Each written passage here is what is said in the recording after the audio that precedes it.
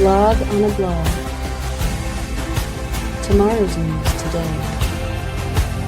Get to the truth.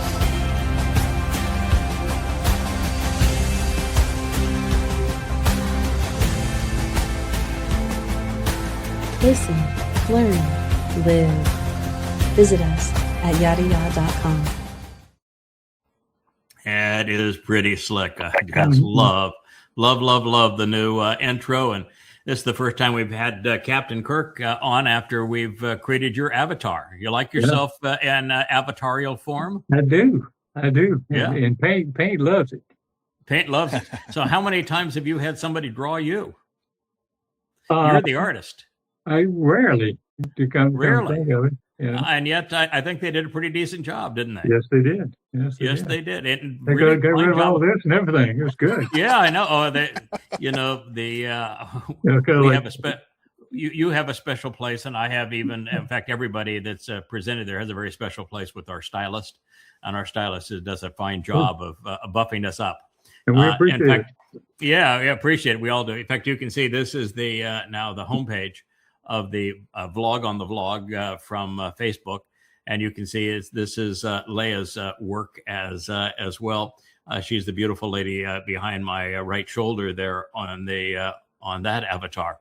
So we now have an official vlog on the vlog page that is feeding this vlog on the vlog, which we'll go through here this morning.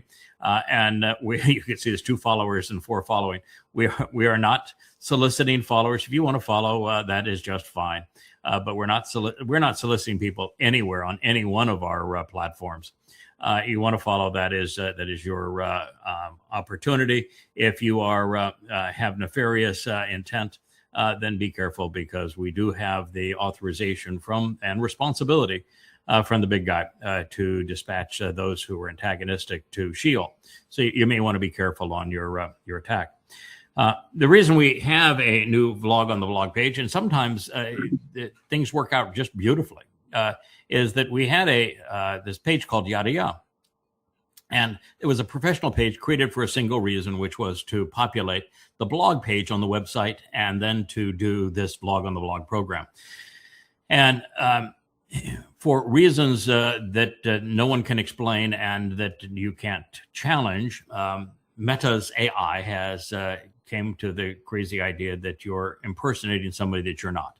Now, I can tell you that no one has ever posted on that page. I don't even think they can post on the page. Leah's even tried to post on the page. Rich has. You can't even post on that page as a professional page unless you are me and you're signed in as me. But somehow they came up with the idea that you're an inauthentic you. Now, this might drive them crazy, having an avatar of me as an inauthentic me, but therefore they shut it down. And fine, it took all of 5 minutes to create a new professional page. We already had these images. I just slid the images in, and the only negative is the feed that you get on these things is geared to what you respond to, and so you start off with no feed at all. And so it does. Now you're actually copying from another place where you have an image and a story that you want to respond to, and you're building it up that way. But it's a clean, fresh start. Love having the Yada's vlog on the vlog as a separate page, and I think the graphics are just beautiful. They are. Yeah, so I'm happy to, and it ties in with what we have just done. So we'll begin here now. A couple of news notes. We speaking of vlogs, we have encouraged everyone who is part of the Covenant family to earn Yahweh's trust and participate and make a contribution by doing a program. And we have 4 of our younger Covenant members who have a Y to Z group. We have Mr. I have shaken hands with every Covenant member because I've been across this country 4 or 5 times, Shannon, with our gregarious one who is Matt with cats, not just doing a call your next witness. They have brought the witnesses to Shannon, and they're in Shannon's home. And those two are just, they're just perfect together in terms of the chemistry of them. And they do such a nice job of interviewing covenant members. So it's a marvelous show. And then you have Mariah and her husband doing the book club. Love Will O'Brien's presentation, which really is a book club type presentation. He's going through right now the 119th Mizmor as it's presented, and in an introduction to God 3. That's the psalm that Dode wrote on the Torah. Marvelous. And he is really a natural at it. And, one of my favorite people in the world. And he's just so credible. Roger Bankston has a show. It's just terrific what we have. And of course, Kevin, you've been the glue that keeps all this together. You're the guy that everybody goes to start their shows, to be able to save them and present them. And we now have the family page. Assume that the family page is going to go live very soon, because as you know, you shared it with me in a chat. And I'm really a private message. A private message. I shared it with you with a private. Yeah. On a you want to try private? Was that a private message? And it was. Yes. That I don't think I've had a conversation in the last 20 years that I would view as private. My life is about as public and as open to scrutiny as they come. And so the first thing I did is take a look at the page, and I said, "That's great. Let's do that." And there were a couple of thoughts that we'll share for those who check out the family page, which will go live here, I'm sure, very shortly, maybe even today. Is that I had originally thought we would organize everything in the family page by specific blog. So you'd have like Call Your Next Witness, and then you'd have Roger Bankston's, you'd have the Y to Z, and then you'd have the Yahowah book club, and you'd have them all in chronological order. And I saw them just hodgepodge. Hodgepodge, probably not a very good technical or marketing term, but that's how they're currently presented. And you said, you were going to put thumbnails on them, and then you were going to organize them by category, which was the original intent. And I said, let's not do that. First of all, if we did that, we'd have everybody's first show up first. And everybody's first show is their worst show. It was for me. It was for everybody. You have to work at this. I mean, the first show that Will did, he didn't have a headset, and he had a terrible sound experience. So your first show is your worst show. Your second show is your second worst show. Why begin with your worst shows? Absolutely. So we want to go the opposite direction. And second, who are we to say, with everybody contributing, that one show should have every one of its before you see the next show? And so the thought is, first of all, to present them with the faces that are participating in them, as opposed to a branded thumbnail, so much better. Let the faces shine. Love those faces. Yep. And second, we're gonna do it so that it is last in, first up. So whoever did the first vlog as a contributing contributor to all of this, theirs is going to be at the bottom, at the very last. But the people that were first in doing this have done the most, which means they'll also have vlogs at the very top of the page as well. And I think we're just going to present them as they are produced. Now, you'll also notice that right now there's some people that have done wonderful blogs that are not presented, and it's really because of a permissions thing. They've presented them under their name, and they've put them someplace, and they have to officially give Kevin permission to put them up, and then it will be complete, because we probably have twice as much or three times as much already as what is being launched on the family page. But it's beautiful. Yeah. Love the presentation. And one of the nice things about it, too, is that Joe created an admin tool to do it. And then, Kevin, you took the responsibility of actually doing it using his admin tool.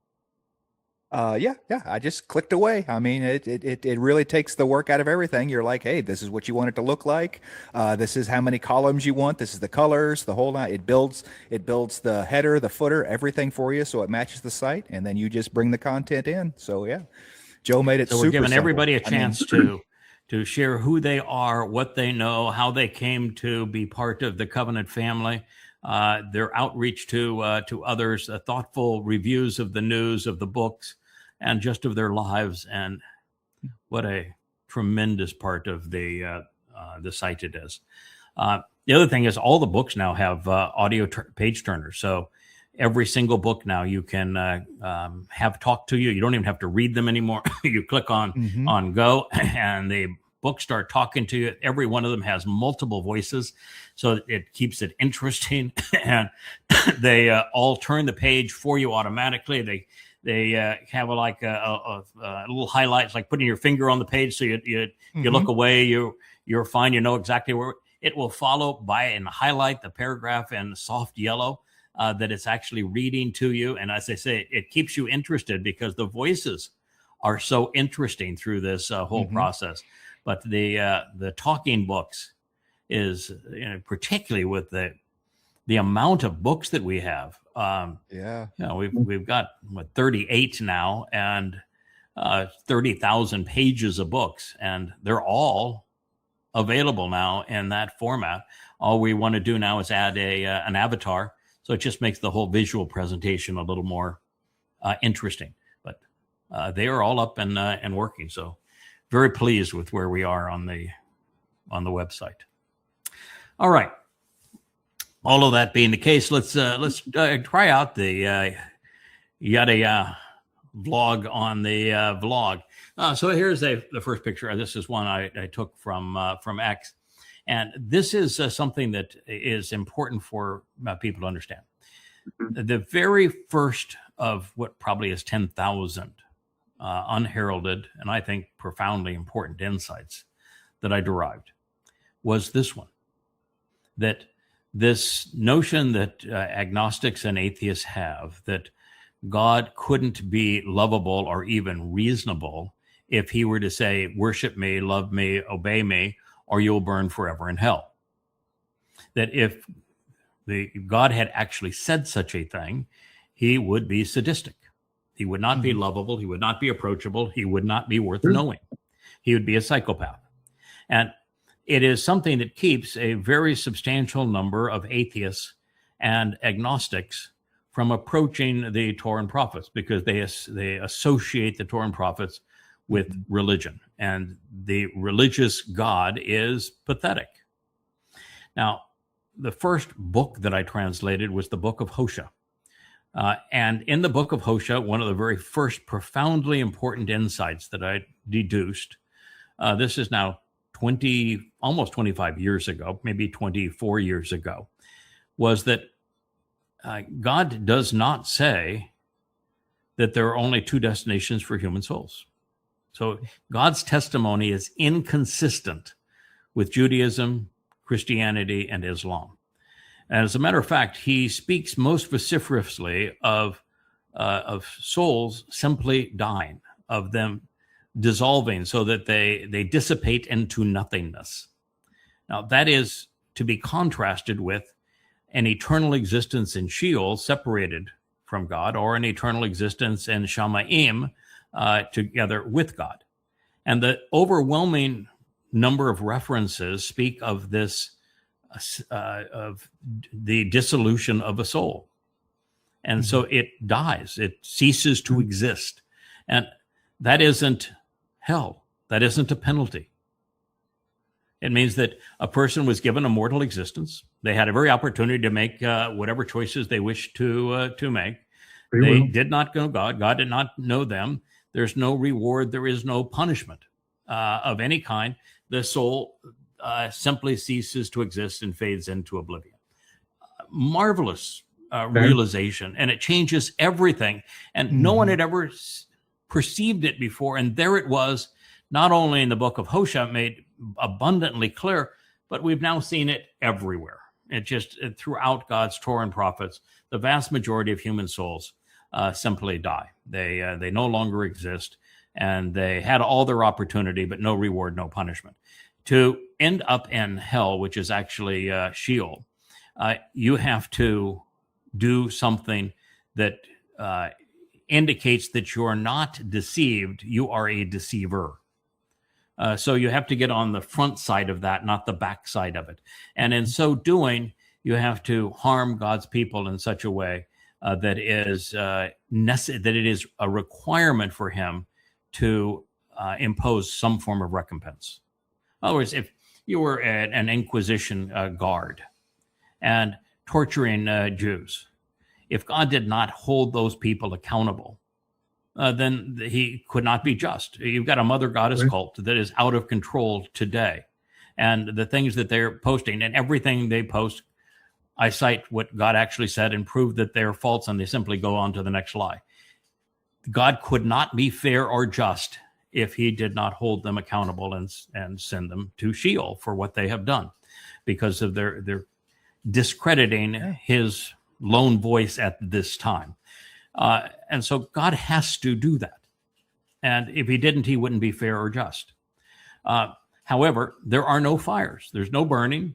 It's presented as the equivalent of, it's not exactly a black hole, but it's presented as a lightless place where time exists eternally, but no other dimension. Mm-hmm. And so it's a place of separation and of eternal incarceration. So those who go there, their soul could not have died, because it's their soul that stays there forever. Mm-hmm. But again, no fires, no torture, and no God. God isn't there doing anything to anybody. Now, that's not true with Islam. It's not true with Christianity. The Christian and the Islamic God love to torture people, particularly the Islamic God. Every time he's depicted in the Quran, he's torturing people, and he's torturing physical bodies. And all three religions believe in physical bodies, so you could have a hell with bodies. But that's a religious presentation that has nothing to do with the actual testimony in the Towrah and Prophets of Yahowah, who happens to be God. So the atheist, rather than opposing God because of this concept, ought to embrace him, because his solution is brilliant, it's rational, it is exactly as it should be. And so they're making an argument against religion and dragging God into it, and therefore they're putting themselves in harm's way because they're slandering God. So in this case, I wrote to this individual on X when I responded to their post that you have been deceived by the religions that you were trying to destroy. There is a God. His name is Yahowah. And he said no such thing. In fact, he provides three options for souls, and therefore is completely fair. It is an invitation for thinking people to begin differentiating the Torah and Prophets from religious drivel. So consider the evidence at Yahowah.com. Yeah, Torah is not law. Torah is teaching and guidance from Yahweh. Yeah. So to say that to lump them in with religion that wants to lead people astray, that's its entire intent. The Torah being law is a Jewish thing in terms of Judaism imposing laws, but they derive their laws in the Talmud. The Torah is teaching and guidance. Christianity only uses Torah as law so that they can assail it, because they want to pretend that you're saved through grace. That really has nothing to do with this particular concept, which is that God says, worship me or you'll burn forever. No fires in hell. God never once asked to be worshiped. Never once. In fact, the whole concept of worshiping, having a superior being creating an inferior being for the purpose of worship, then you would be as disturbed and mentally ill as is Donald Trump. God does not want to be worshipped. That is, in fact, it's the opposite. He wants to elevate people so that our souls are closer and more on par with him, so we can relate to each other more comfortably. So worshiping God is something he not only doesn't want, but to even express that, which they do, of course, in Christianity, Judaism, and Islam, is to degrade God. It is to say God is insecure and needy and likely psychotic in some way. So the religious gods are sick. They are really reprehensible. The actual God does not want to be worshipped. There are no fires in hell. You do not go to Sheol for failing to worship God, or failing to listen to God, or failing to obey God. He doesn't even have a word for obey. You only go to Sheol for misrepresenting God. So you want to misrepresent him, you can go to Sheol for that. If you want to be deceived by the misrepresentations of others, your soul will simply dissipate into nothingness. It's an exceedingly fair system. Yes, Kirk? Did he ever ask you to worship him? Never once. Once. Never bow once. down. He said, No, "Get in up." fact, if he did, then he wouldn't be worth knowing. That's true. It's just like you and I creating a tadpole that grows up to be a frog, and we demand that frog croak out, "Kirk is great, Kirk is great, Kirk is right. Kirk is great, Kirk is great, love Kirk, worship Kirk, lift Kirk up." Bow down. But how many times would it have to burp that out before Kirk would say, "Okay, come on, this is a real." We're done with frogs. Yeah, we're done with frogs. That's just enough. That was really a dumb. Move. What in the hell was I thinking? And maybe if it was a pretty girl and say, "Kirk is great. Kirk is great. Love Kirk. Kirk is great." Might linger a while. You might linger a while. It may take you 15 minutes before you say, "Okay, I don't think that's really sincere." So, no, it's preposterous that a superior being would create an inferior being to worship. The whole concept of worship is a religious concept. God hates religion with a passion. Yeah. In the words of Meatloaf, now I'm praying for the end of time. Ad olam is a long, long time. And even if it is a pretty girl saying over and over and over, Kirk is great, at some point, that's going to get old. So, boy. Yeah. And by the way, that we know pretty girls saying Kirk is great in Sheol, and Kirk's not going to be in Sheol. But nonetheless, the Allah thing of the perpetual virgins, no, that is really stupid. That's really the whole thing is highly perturbed and disturbing. Oh. It's just a shame that that's slander. The presentation of religious gods as if he were the real God. It's one of the most despicable things that are done by the religious and the anti-religious, because they will attack the religious gods as if he were the God, and that's just wholly inappropriate. And that's one of the things that I think causes God to be so frustrated with humans. Yeah, I'm here. Newsflash: God does not like humanity. He does not. It's not that he doesn't love humanity. He does not like humanity. In fact, you can go one step further. Most humans, God hates. That's a revelation.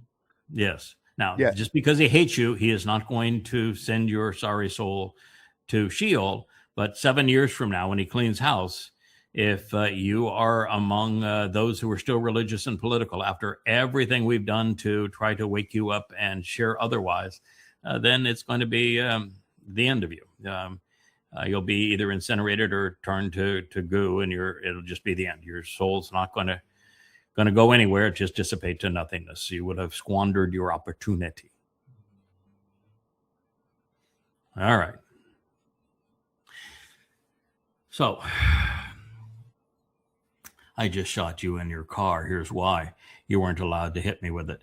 Of course, this is the one that is the lie about food. And they want to make the same lie now about what happened in Maine. And it wasn't true in Wisconsin. No, I guess Wisconsin was Minnesota with good, and it was not true in Maine either with Johan would be the name. They're just lying. I've watched, and you guys have watched every manner of video on the good shooting. We went over in Facebook and X, and we looked at all of them, and even had the professional forensic review of all of them. And there was no justification for killing her. It was absolute murder. And the same thing is true here. That car is going around. It does 4 loops in the intersection at idle speed, because he's already dead and dropped over in the seat, and the steering wheel is full cocked, and he's just going in circles. They killed him. There is no excuse for any of this. MAGA, like Trump, have an aversion to the truth because it doesn't suit their deceptions. ICE are monsters. This fits right in with... I'm sorry. Go ahead, Kirk. I was just saying, how is this any different than the brown shirts? I mean, or are those thugs down in Alabama? When I'm from there, I know these people, and they just brutalize everyone. Either do what I say, or you wind up being dead somewhere. Yeah, but now they do it in public. They are obnoxious. They are obnoxious. They don't identify themselves. They're in unmarked cars. They're belligerent, and they are depriving huge numbers of people of liberty without probable cause. They literally, this is worse than the brown shirts. The brown shirts marched in the streets and they went into beer halls and they shouted their slogans, but the brown shirts didn't do nearly as much of this kind of terror. And something that I should keep in mind, because Hitler and Trump are very, very similar personalities and character. It was the brown shirts that were actually funded by George Herbert Walker and Prescott Bush, the Bush family's predecessors. And they were funded as essentially a private army for Adolf Hitler, which is how he intimidated the community and protected his movement. Once he became chancellor, once he had used them to achieve his goal, he turned on them immediately. And the reason he turned on them is that the regular military felt threatened by the brown shirts. And they went to Hitler and said, it's us or them. You choose. And when they made that choice, it's us or them, you choose, Hitler allowed the SS to take out the brown shirts. And they did. They slaughtered them. And most of them were killed, as opposed to being able to be to transfer into the regular German army. Hitler, when Trump met with the generals a little over a year ago and made them swear allegiance to him and told them that they would be deployed in America's cities and fight his enemies in America's cities. This was the rallying call for what's going to happen. He's using ICE now as his personal terrorist army, and he will turn on them and replace them by the actual military before 2028 and the elections of 2028. So count on it. That's what's going to happen, and that's who they are, and it's going to be history repeating itself. And by the way, ICE, you are not just going to be out of a job then. You'll be out of life. But you'll be out of life. The country will turn on you. It will treat you as you deserve to be treated. And even if there is no national justice, there will be vigilante justice against you. You're in serious trouble.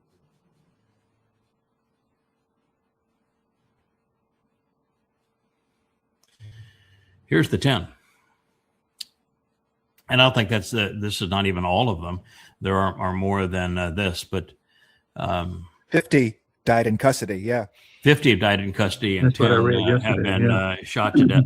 And there's just countless people have been dragged out of their cars. This is ISIS Trump's death squad. It's a tremendous shame, and most of the victims were not undocumented workers, and even those that were undocumented were committing no crime, and they were making a net contribution to the country. And the thing that we just need to keep on emphasizing is that the MAGA terrorists, the MAGA morons, will say it's okay that ICE kills a few people because of all of the people that the illegal immigrants have killed. Well, newsflash. Undocumented workers in America are less than half as violent as ordinary Americans like MAGA. So MAGA are twice as violent as our undocumented workers. So you're living a lie.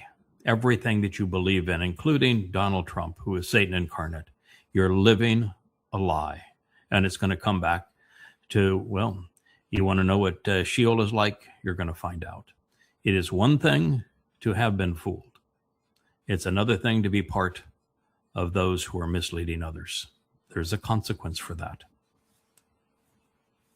These souls that ICE killed and that MAGA supported that process and voted for this president to impose these death squads, there will be accountability for every MAGA vote and every ex-supporter. They deserve no less than that. God couldn't be just unless he follows through on this. I don't understand why there's not a groundswell here in California.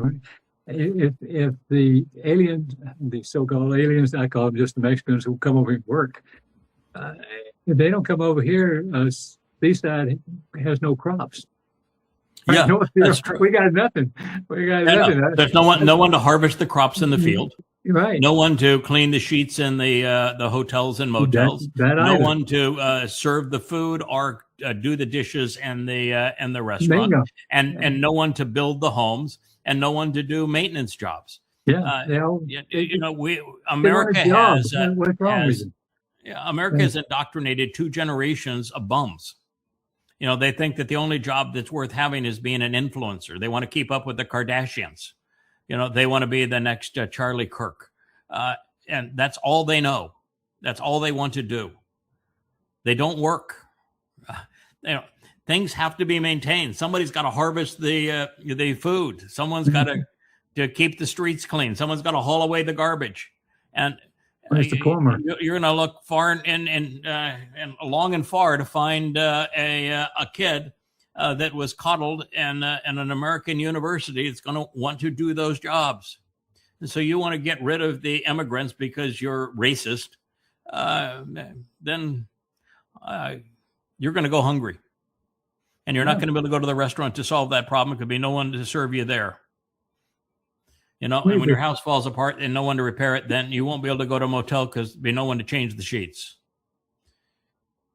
This is the dumbest idea, immoral and idiotic ever. I mean, America is just falling apart at the seams, and it's because of the MAGA morality and the lack of the Democrats to get their heads out of Marxist propaganda. America is a house of cards, just like Israel is now. You've got 2 extremes, and there is not a nugget of truth between them. Yeah. And if you're undocumented, the last thing you want is police attention, right? And so how do you not get the attention of the police? You don't commit crimes. I mean, you don't go kill, right? So this idea that that they're coming over and they're so violent and criminal and all this, no. There have been landmark, peer-reviewed, scholastic studies of undocumented workers versus naturally born American citizens. And the evidence is always the same, that the undocumented worker that's here is less than half as likely to commit a violent crime. So you got everything backwards, MAGA. You're morons.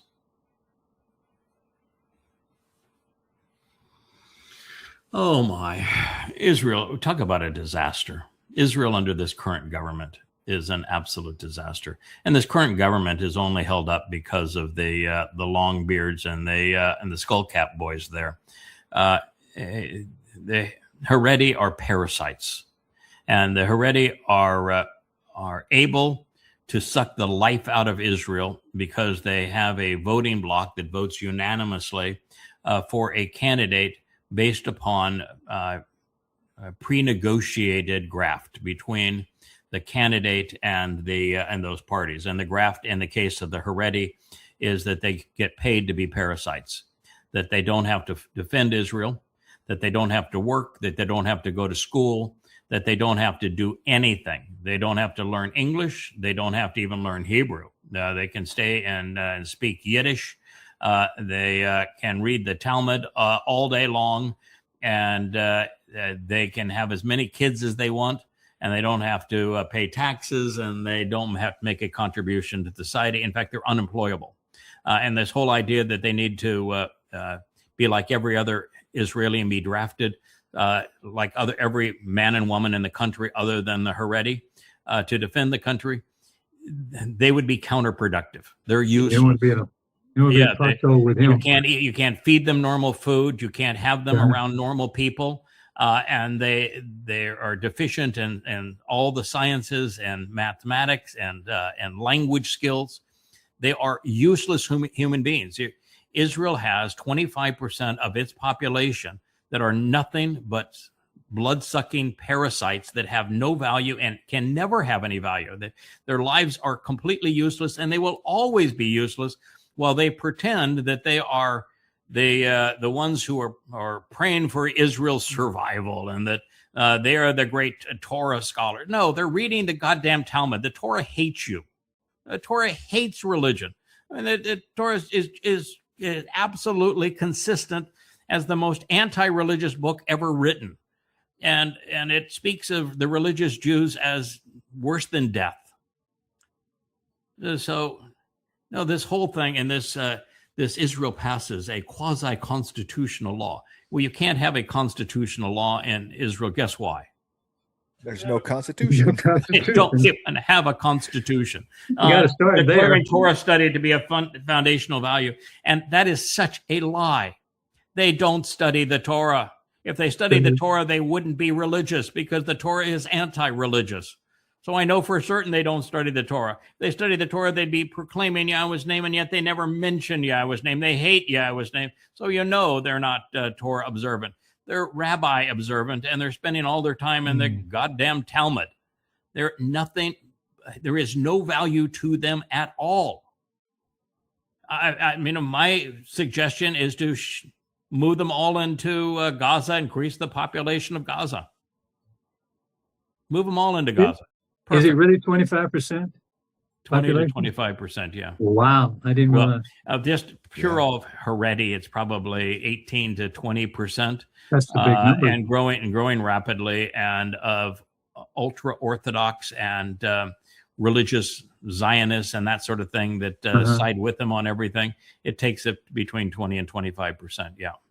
And it's the same percentage of Marxists amongst the Tel Avivers that are not as parasitic, but they are equally. Give everything away, though. Yeah, well, yes, equally irrational. Yeah. It's why it's just like the Democrats here. 66% of them are Marxists, out of touch with reality. Once you become a Marxist, you can't make a contribution to the society because you have no industrial value to the society. So you're counterproductive. So you've got the Democrat Party here that is counterproductive to progress and economic success, and you've got the MAGAs that are promoting the devil himself. It's the same situation we see in Israel. The difference in America is that Democrats represent about 40% of Americans, and 2/3 of them are Marxists. So it's a higher percentage of mental delinquents in America than in Israel. And while you don't have the parasitic Haredi there, MAGA is a religion. It's a cult of personality. And you got 38%, 39% that are MAGA. And so you've got about twice the divide in America that you have in Israel. So it's dysfunctional in Israel, with 28% on the extremes amongst the Marxists and the Haredi. In America, it's closer to 40% on either side, leaving only 20% of the country functional.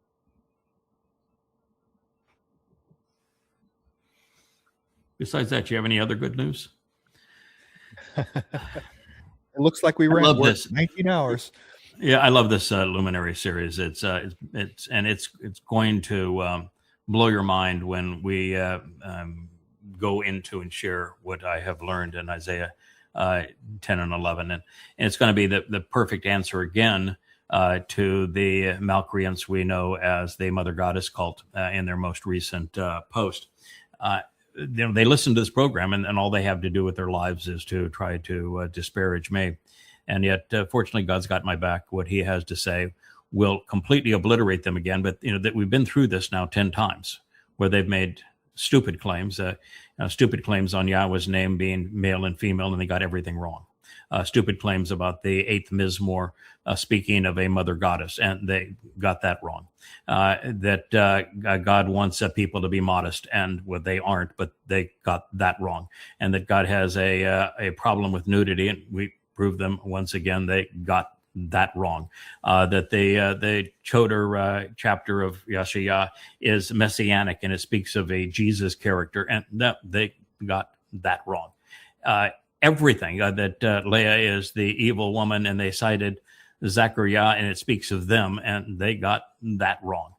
And now they're going after the Choter a second time, and condemning what we learned in the last word picture and the 31st Mashal. And once again, God has our back. It's going to be, I'll take everything they wrote, present it, and say, this is God's counter. Deal with it as you want. But I would tell you that just so that everybody knows, that if there is somebody in particular that is pretending to be covenant so that they are the go-between and working against what we're doing, that I don't have to pay any attention. I won't even try to stop you. But the Malak, no. And the time of judgment is 7 years from now. And every one of them has earned and will receive an express ticket to Sheowl. You want to know about Sheowl? You go there and join them, and you will earn your ticket to Sheowl. It's fair. So be careful what you do. You can do whatever you want. I don't really give a crap, but be careful, because when you are a misleader, as opposed to being misled, it changes the entire equation. And that group chose to follow a psychopath, and they're not smart enough to get out of the way, and are actually empowering the psychopath. It's like MAGAs with Trump, and they're wrong about everything. Like, they just screwed up big time on Shabuah, and rather than saying, "Whoops, we were wrong, we better disband, we were wrong," no, they just double down with the next lie. It's one of the common rational fallacies. It's argumentum by distraction. And also this whole thing is, don't look at our faults. Go. He's bad. Go look at him as his faults. Don't look at us. Yeah. Well, God has a lot to say about that. But anyway, I would encourage people to listen to the Luminary series. I think it's profound in its implications. God's first prophecy on the luminaries. I have a question kind of in the same vein, since we're talking about luminaries now. I have wondered, I mean, we have how to structure it. We have Na'ar, which is we have learning this new not new, but this actual definition of Na'ar that fits. Right. Same God thing actually with uses Alma. it in the 10th chapter of Yasha'yah. He uses it as a title. In fact, the most recent title he throws out there, he takes the verb kalal and kala, and which is based on the Hebrew kol, which means all, and that's the finisher, that's the closer. After all of this is done, he actually uses it now as a title. So kala is one of the titles ascribed to the Choter. He's got like 8 of them or 9 of them just in the 10th chapter alone. But one of them is Na'ar, and then one after Na'ar is Kala, which means closer, finisher. And Na'ar, if you were to boil it down, Kevin, it would be a loud-mouthed agitator. And, for most people, that would be somebody that God would oppose, right? A loudmouth agitator. No, he loves the loudmouth agitators. It's his loudmouth agitator. What was Elia? Yeah. He's an Elia type, is what he's saying. As a loudmouth agitator, he's stirring things up and creating separation. That's exactly what God likes. And he's a bit withered, which means he's got some wrinkles to show, some gray hairs to show for what he's done. So na'ar is really a powerful term when you go to its verbal roots. Yeah, he's got a good one. And it's the opposite of what is commonly and almost always translated as young, right? Yeah, it is. Same thing with. And there is no etymological justification for young. The verb is a roaring, growling, loud individual who is rustling about, agitating, disrupting, and his from the verbal root, he is somebody that is intensely focused on removing constraints, societal control mechanisms, and fleecing mechanisms from the flock. That's who a na'ar is. Right. And then we have Amma, right? This right. word is commonly translated as young girl, concubine, even concubines, slaves, the servants, and handmaid. There is and this is the beauty thing about Amma, and it's the same thing about Kala. It's the same thing with Adamah and Parah. When God puts the feminine ending on a title that he is using, what he's saying, this is the most complete expression of this. We're going to have this cerebral and emotional. This is mind and heart. This is the totality of this. And what he's actually saying too is that you're going to have a bull that's productive. A bull's going to have kids, and that's a parah as opposed to just a par. These terms are worded like that so that it expands the purpose of it. And now you have a verb like kala based on kol. And so you have a verb that is the full expression of a full expression of total completion and fulfillment. And as sometimes you have to be in the right page to learn. So the first thing we did is we went to that final word picture and said, oh my, what this is saying is that God is redeploying certain souls. And it became obvious because then we traced who their husband was and who the Amma was and who the Asherah was and who her husband was. And we traced them, and that's Ruth and Boaz. And you make these connections, you say, oh my, and that whole Ruth and Boaz story is specific to this story that we're reading in the 31st Mashal, this last word picture. And so if you're thinking about it, your mind is open, you have this foundation, you see all these marvelous connections between these things. So we've then gone through the whole process right from the beginning to say, these are the individuals who have been deployed by God multiple times, and who they are and why they were deployed in this particular deal. Now, with the Amma, it is not only the fullest expression of mother, because Amma is based upon M. M is mother. It's mother with the ending. So it's really kind of an interesting word that you would take a word that is mother, which is obviously feminine. There are no mother dads, right? So you're taking a word that is obviously feminine, and you're giving this feminine word that didn't have the ending in its natural form. So M is not rented as Emma in its natural position, and yet it is perceived to be feminine without a feminine ending. And you give it the feminine ending. So it means the full expression of motherdom. But in the context it's used, it's also a servant. So it's a woman who serves as a mother, who has a servant's heart, who is very willing to get down and do the work of being a productive mother. So it's so rich with so many meanings in the case of Amma, just like Na'ar. And my question is that at what point did this understanding of Torah get so messed up, and why? Because I mean, the lexicons even have these supporting evidence in them. The language, the words mean these things. Yeah, it's there. Well, right? I don't make anything up.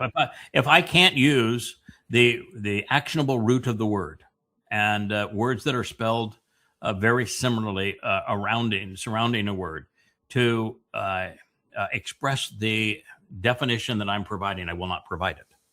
So I only provide definitions that are consistent with the roots as described of the diacritical markings, as they would be in the original Hebrew, and the actionable root of these words, 100% of what I come up with. So when I defined Na'ar, it was based upon looking at the verbal root as opposed to looking and say, why is that young men? When you look at the verbal root and everything associated with it, even the other nouns that are associated with the verbal root, they speak of withered and crotchety and old and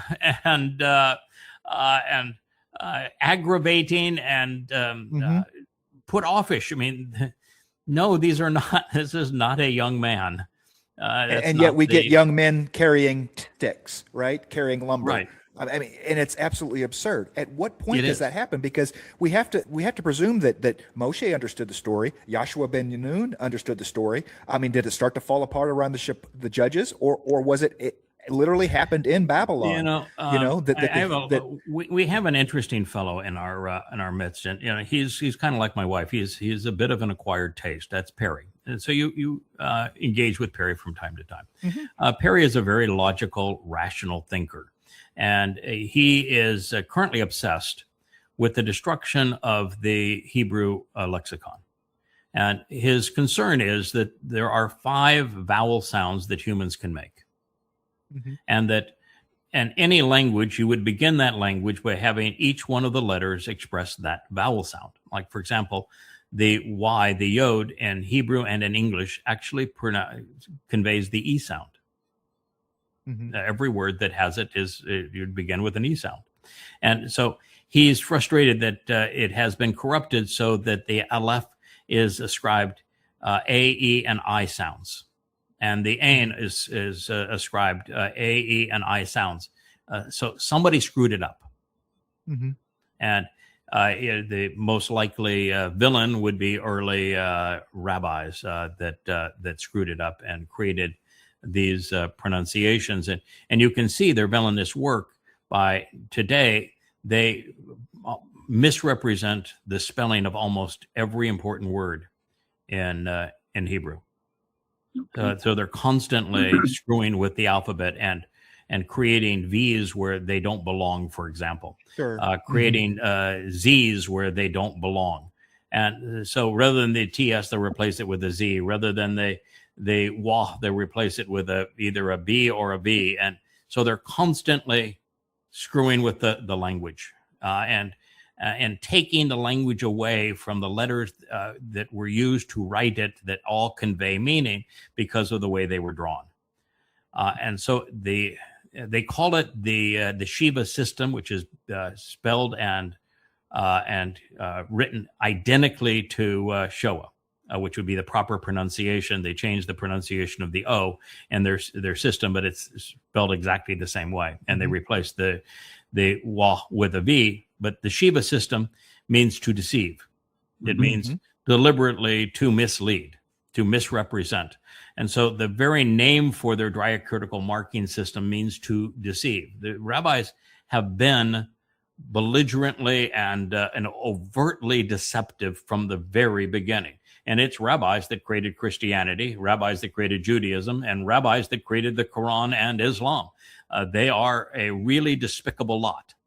And they're the ones that did the injury to this language.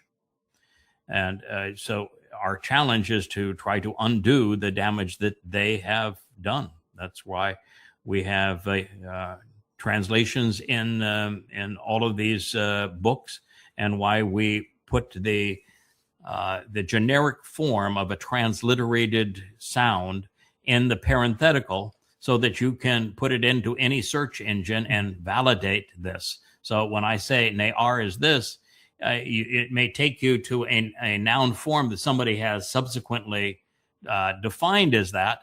But if you go to you'll find the verbal root if you go to the lexicon, and it will immediately say and validate exactly what I'm saying. And for this, of course, I will write paragraphs that explain the process of getting from here to there and undoing the damage. But that has been a huge part of what we've done the last quarter century, is undo the damage that rabbis have done to the text of the Torah and Prophets. And when you do that, oh my, then the floodgates of understanding open. It's like now going through Isaiah 10. Now that we've learned so much in these last year to 2 years, and the last translation I would have done of it was probably 15 years ago. And you come to a completely different conclusion. And then there's just so many things like the last sentences that I dealt with. You have to pay attention. Was the subject masculine or feminine, singular or plural? And that being the case, it was dealing with this the use of kala in a nonverbal form, written exactly the same way as the title, the finisher. And it says the finisher is certain. Then it has a statement that every English translation ascribes to the Lord God, and it has the Lord God says that this is determined. So, and they render kala rather than the finisher, which is what the verb says. They render kala as destruction, and so they have the Lord God say it is determined that destruction is determined. But the verb for determined and decreed is scribed in third person feminine singular, and kala is written with the feminine. So that is the subject of it, and so it's not Yahweh saying that, and so the discipline that is required to do it right is extraordinary. That's why it takes so much time to develop these new books and the translations and the commentary. Is you can't be sloppy about it. It's a disciplined and structured endeavor, and you've got to pay really close attention to the details, or why you'll be misled like everybody else. And the only way you're going to undo the damage is to be this methodical and to say, I can't render it that way because I cannot replicate the rendering of most English Bibles because the text won't justify it. Right. And then you have little things like after the key, which means it is certain that what is being said with regard to this title now of the finisher, and then it's followed by the conjunction wa and then it has another verb. So it cannot be this and then that. The other verb the conjunction prior to the verb means we've started a new sentence. And so you have to render it that way. You got to pay attention to there were no periods in Hebrew. Punctuation was through the conjunctions. Right. So it's just a disciplined process, and now I'm trying to be a teacher here. So as I go through it, I'm not going to just give you the conclusion. I'm going to say this is why it's rendered this way.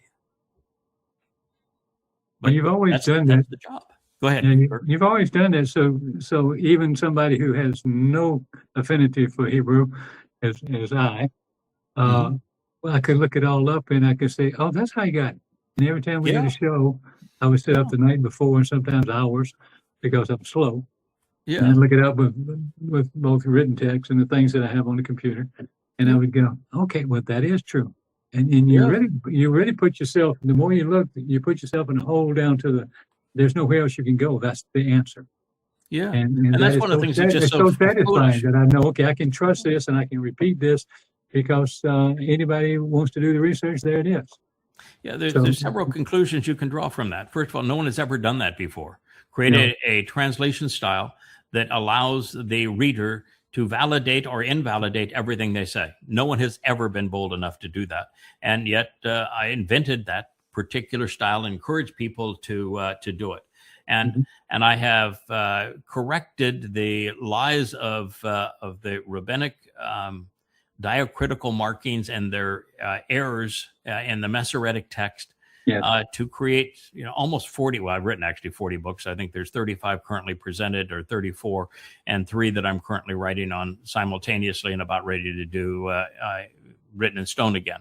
And of course, we have whole volumes that we've written so many times we just discarded the original one. So there's 40 plus all total, but of those books, there is nothing else like it. There's no one else that has completely destroyed the credibility of Christianity with 5 volumes, destroyed the validity of Judaism, destroyed the validity of Islam with 5 volumes, and then has written 30 plus volumes devoted to revealing what the oldest textual witnesses say about the Torah and prophets, and giving you the ability to validate them, and have no one ever been able to prove that what they said was incorrect, and come up with tens of thousands of profound, unheralded insights that have stood the test of time. And that's who they want to go against. You're going to chuck it all in for a known psychopath and a thief and a con artist, and you're going to go with that, and you're going to go and disparage what he is learning from Yahowah. And by the way, if he weren't the real deal, then you would have thousands and thousands of unfulfilled and unfulfillable prophecies from Yahowah. Not only unfulfilled, but unfulfillable. Thousands of them. So now what? What's your plan, Sam?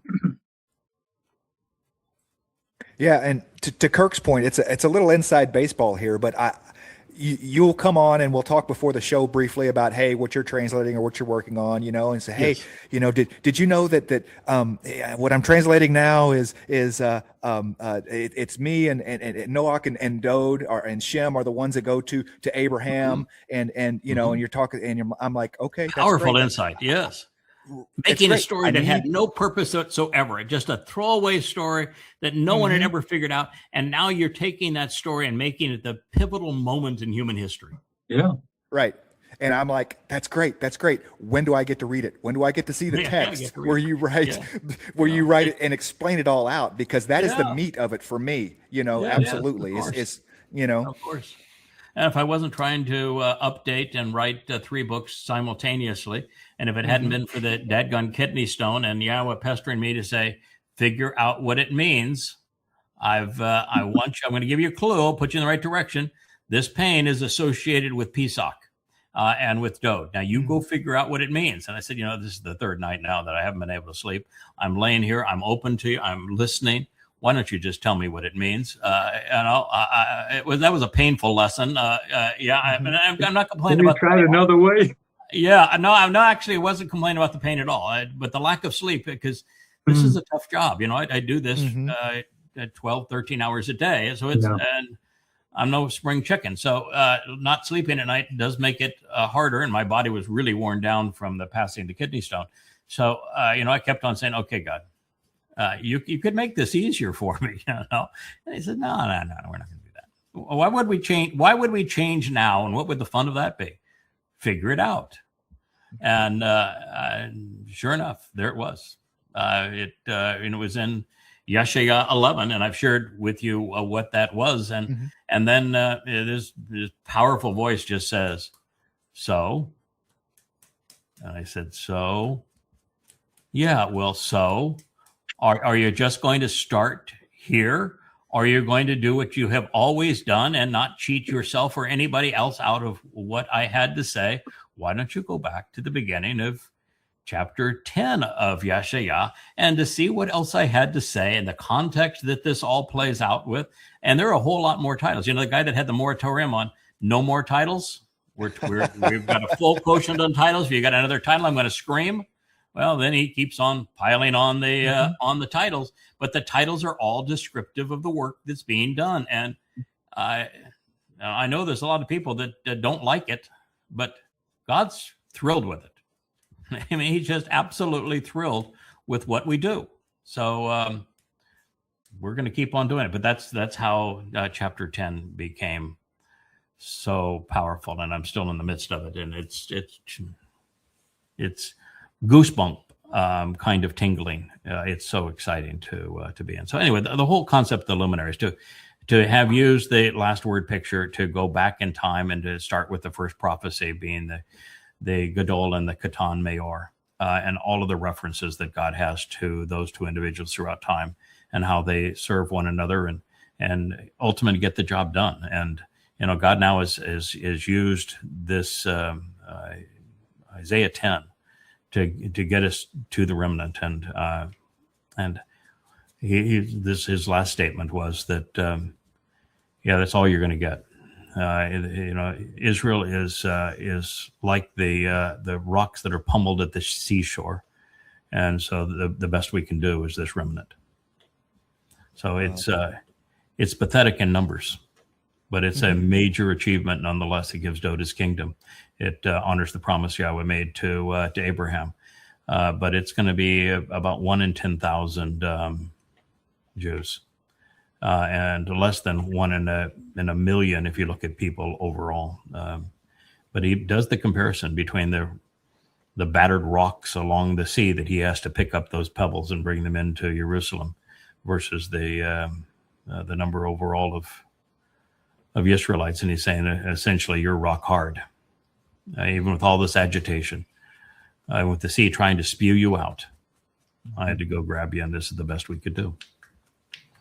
It's pretty gut-wrenching in places. Yes. Yeah. So, fun stuff.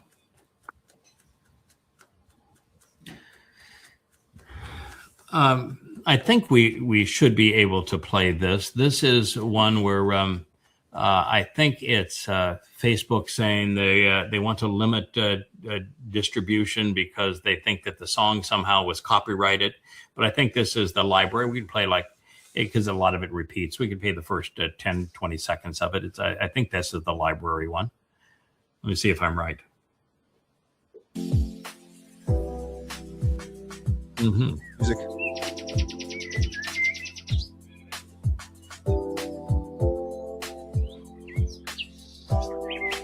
I would say this is very close to Yahweh's view of Yahowah.com. Wow. Yeah, this is I don't know who did the graphics for it, probably Leah.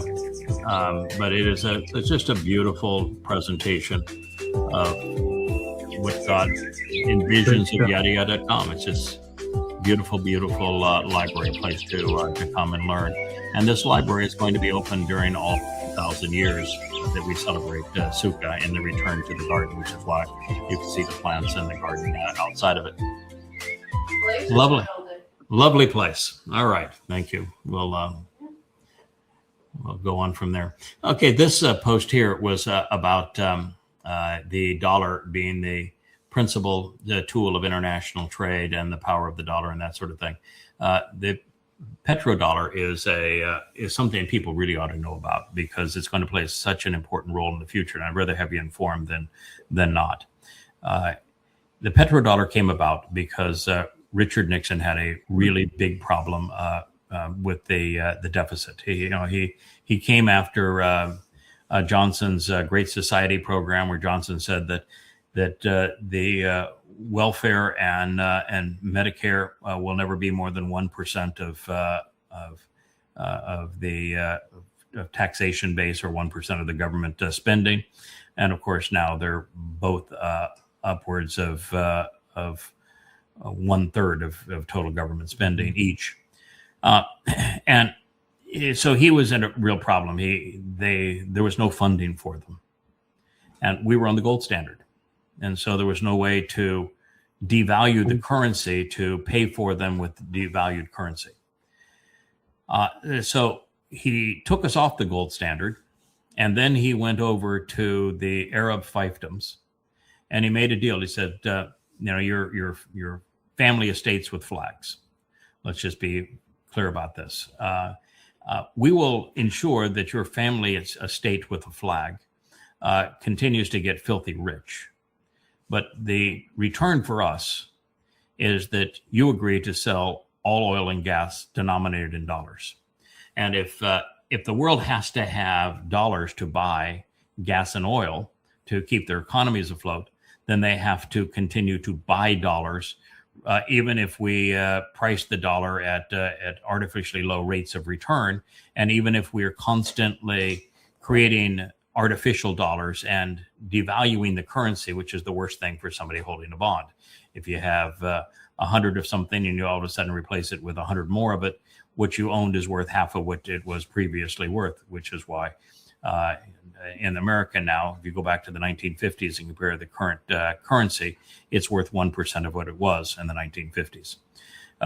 So the government is came up with a means of paying for things that you did not have the money to provide by devaluing the currency, but creating the illusion of solvency through the petrodollar. And this was something that was worked out by Nixon.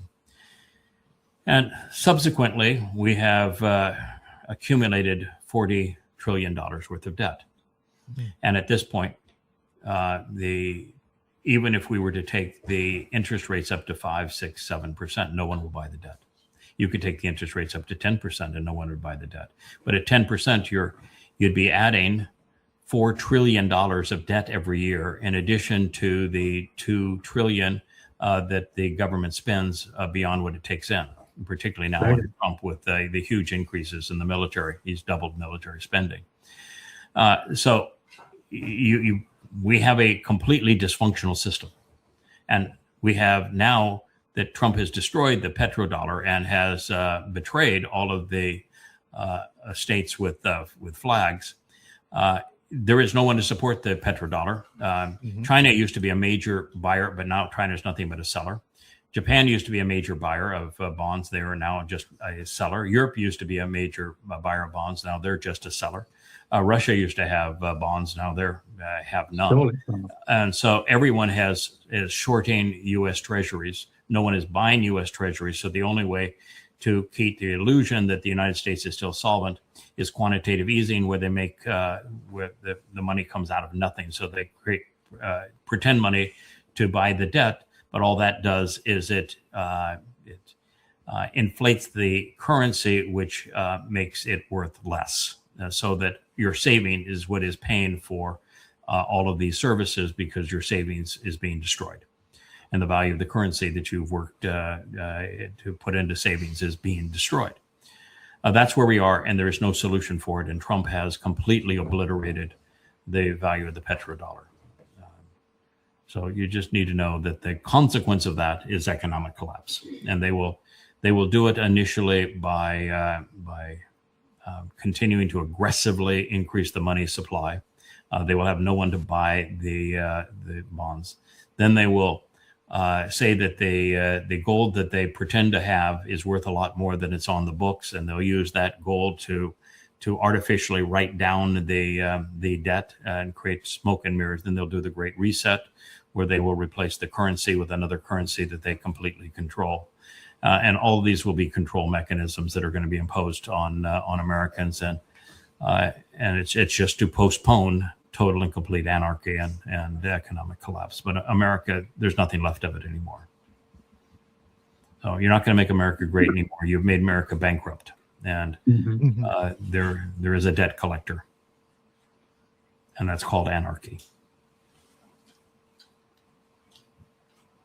Yeah, I thought that it would be a not anarchy, but there would be so much unrest that people would want the Great Reset, would want to go for a new currency, because their debt would be wiped away in that, you know? Oh, no, it's if you're confused that this is something that the people are going to revolt against, just go back to the days of COVID.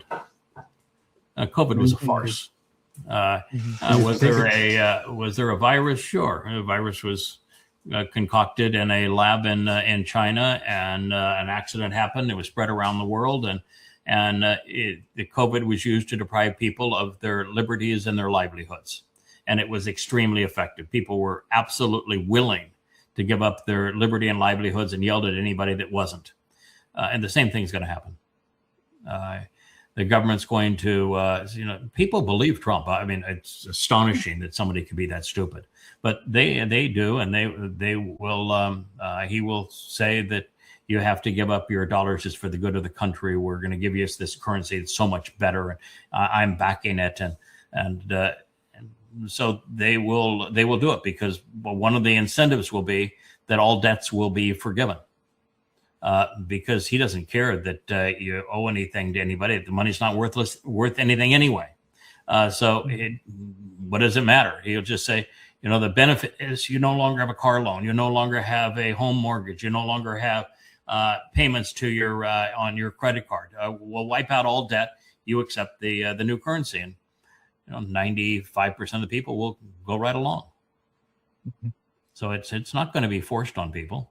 It's just that the reset is nothing but smoke and mirrors, or it is a control mechanism wrapped in smoke and mirrors. It will give the government absolute control. They can shut off your car. They'll shut off your electricity for your home. They will end your internet connectivity. They will rob your bank account even of the new currency. They will preclude you from being able to buy and sell anything. It's just a control mechanism that they're imposing. Right. And they are that dastardly, in case you were wondering.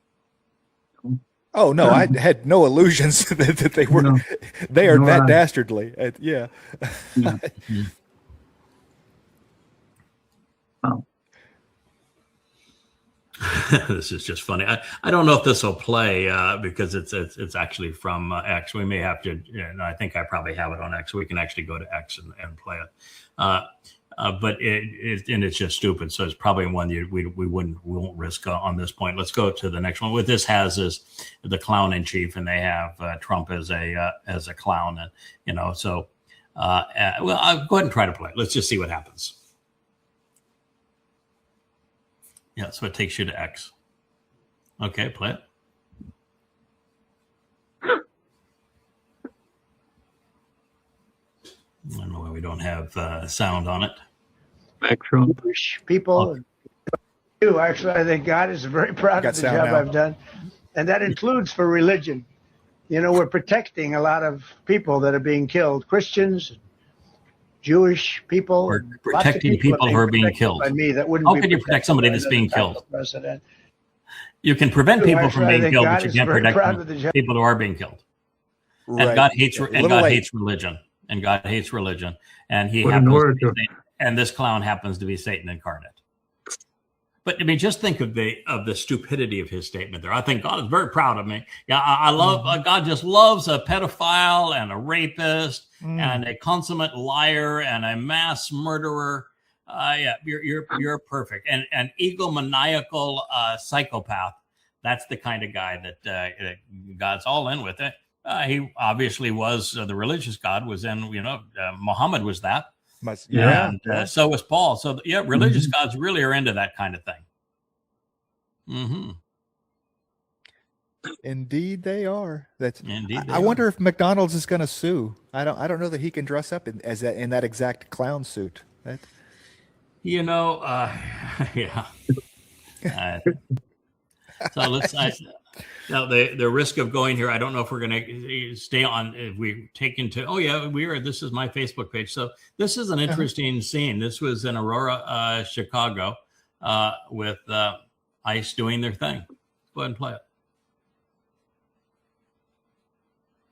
Oh, we lost our share tab, so I don't know we'll be able to hear it. I don't think you'll be able to hear it. Okay.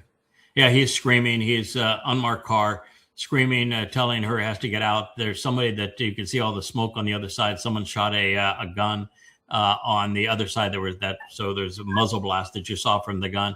She's saying, "What in the world you doing? I've got kids in the car. You're shooting guns. Are you out of your mind?" And they're just belligerent assholes. Can you hear it now? This is America's terrorist goons. Yeah.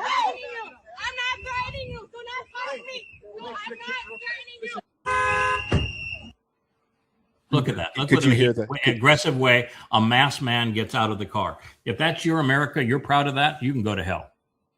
In fact, I'll open the door for you. Yeah, belligerent, unmarked car, gets out of that unmarked car looking like that, wearing a mask, and he's going to expect a woman who is protecting her children to respond to that? No. Mm-hmm. And this is happening every day across America. America is doomed. What do we have next there, sir? Oh, yeah. No, take this one. This is another one.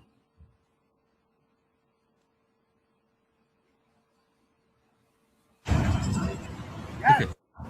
1, 2, 3, 4, 5 ice thugs against this one person.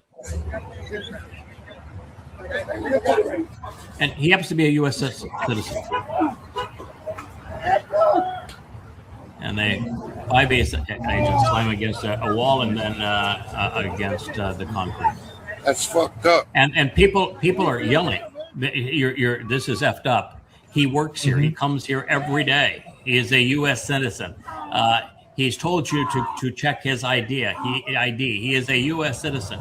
And these thugs just keep on doing it. They're out of control. They're out of their mind. There is no fixing ICE. There is no fixing MAGA. There's no fixing Trump. This is we now live in the Fourth Reich, and this is Der Fuhrer's version of hell. And he wasn't resisting at all. Why did he any do of that? it. He just slapped him on the arm. He's in handcuffs, and he hit him on the side. What in the scooping people? This guy, he's saying, what in the hell with these stupid people? Fucking streets. What kind of illegal shit is this?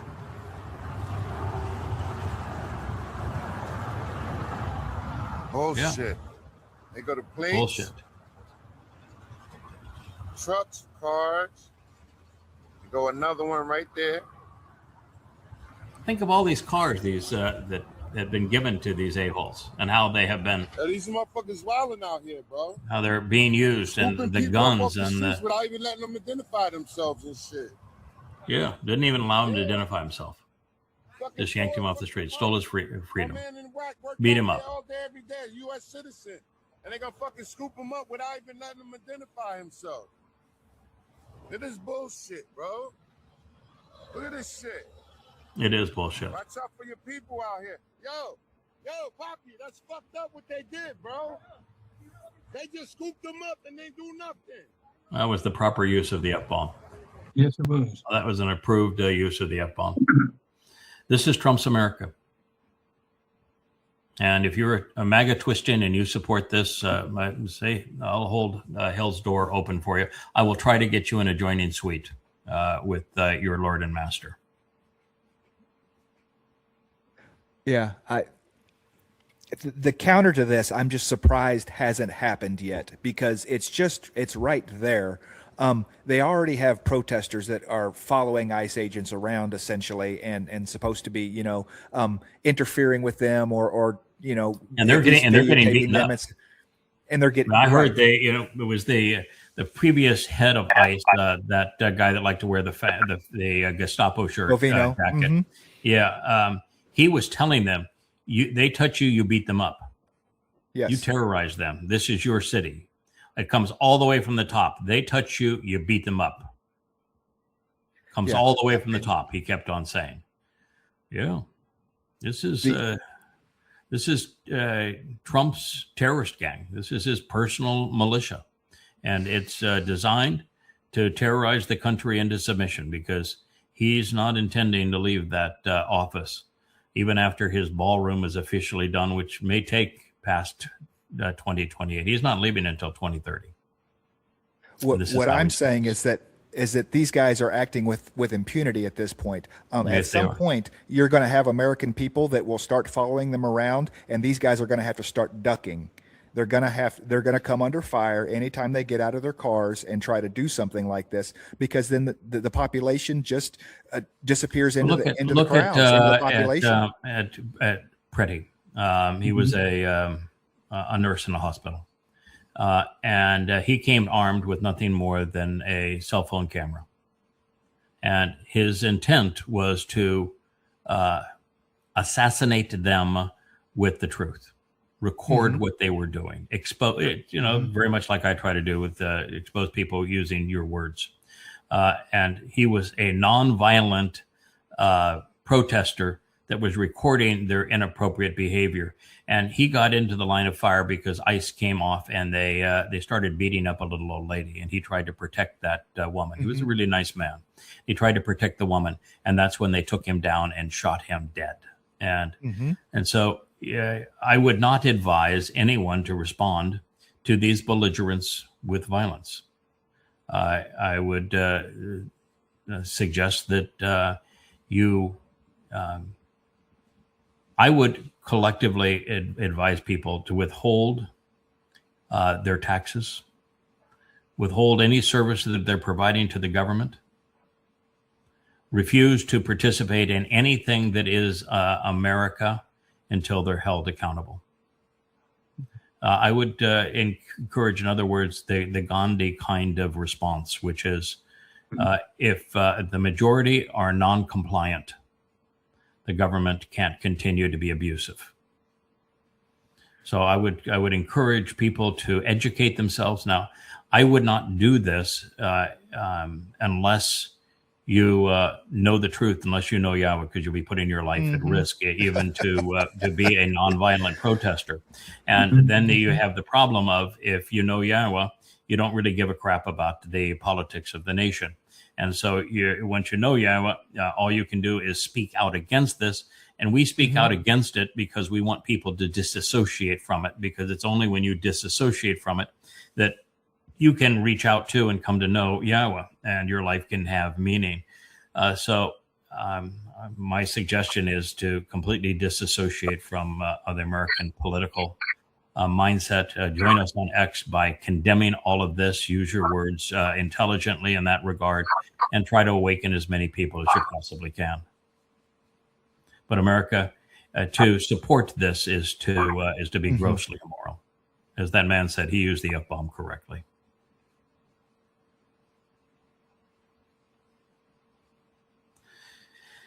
You know, it's true in this case that that the West has been. He said, you know, the West has been filling their bellies like vampires with the blood of people for years, and it's true that the United States, in particular, and that's what he means by the West, the United States has been vicious. The United States created the proxy war against Russia and sucked the lifeblood out of 2 million people. It is now trying to do the same thing in Iran. We did the same thing in Libya and in Afghanistan and in Iraq, and over and over and over it again, that America is a vampire sucking the lifeblood out of the world. And he is correct in saying that. Russia is a victim here. They're not a perpetrator. They're a respondent. We blew up their what am I trying to say? We blew up their oil pipeline, and I mean, my God, what you can say? Actually, we didn't. Seymour Hersh was wrong. Oh, was it was blown up by Ukrainian special forces. Oh well, on the direct authority of Zelensky. So that war was actually started. The first act of that war was actually by Zelensky and his special forces going and blowing up the pipeline. And the dunderheads, we did a show on it, the dunderhead that did it. Oh my God, let's see. I can leave my DNA on the scene. I'll leave my fingerprints on the scene. I'll leave the explosives that were used on the coffee table of the salon and the yacht that I rented to do this. And then I will leave my fingerprints on the lease for that yacht. I will make certain that they know that it was me who did that. And then this nincompoop, this Ukrainian special forces operative, he has a recorded call because immediately after doing it, they did the investigation and it went straight to this guy. And they had irrefutable proof the moment that the Nord Stream pipeline was blown up, which was before the war, who did it.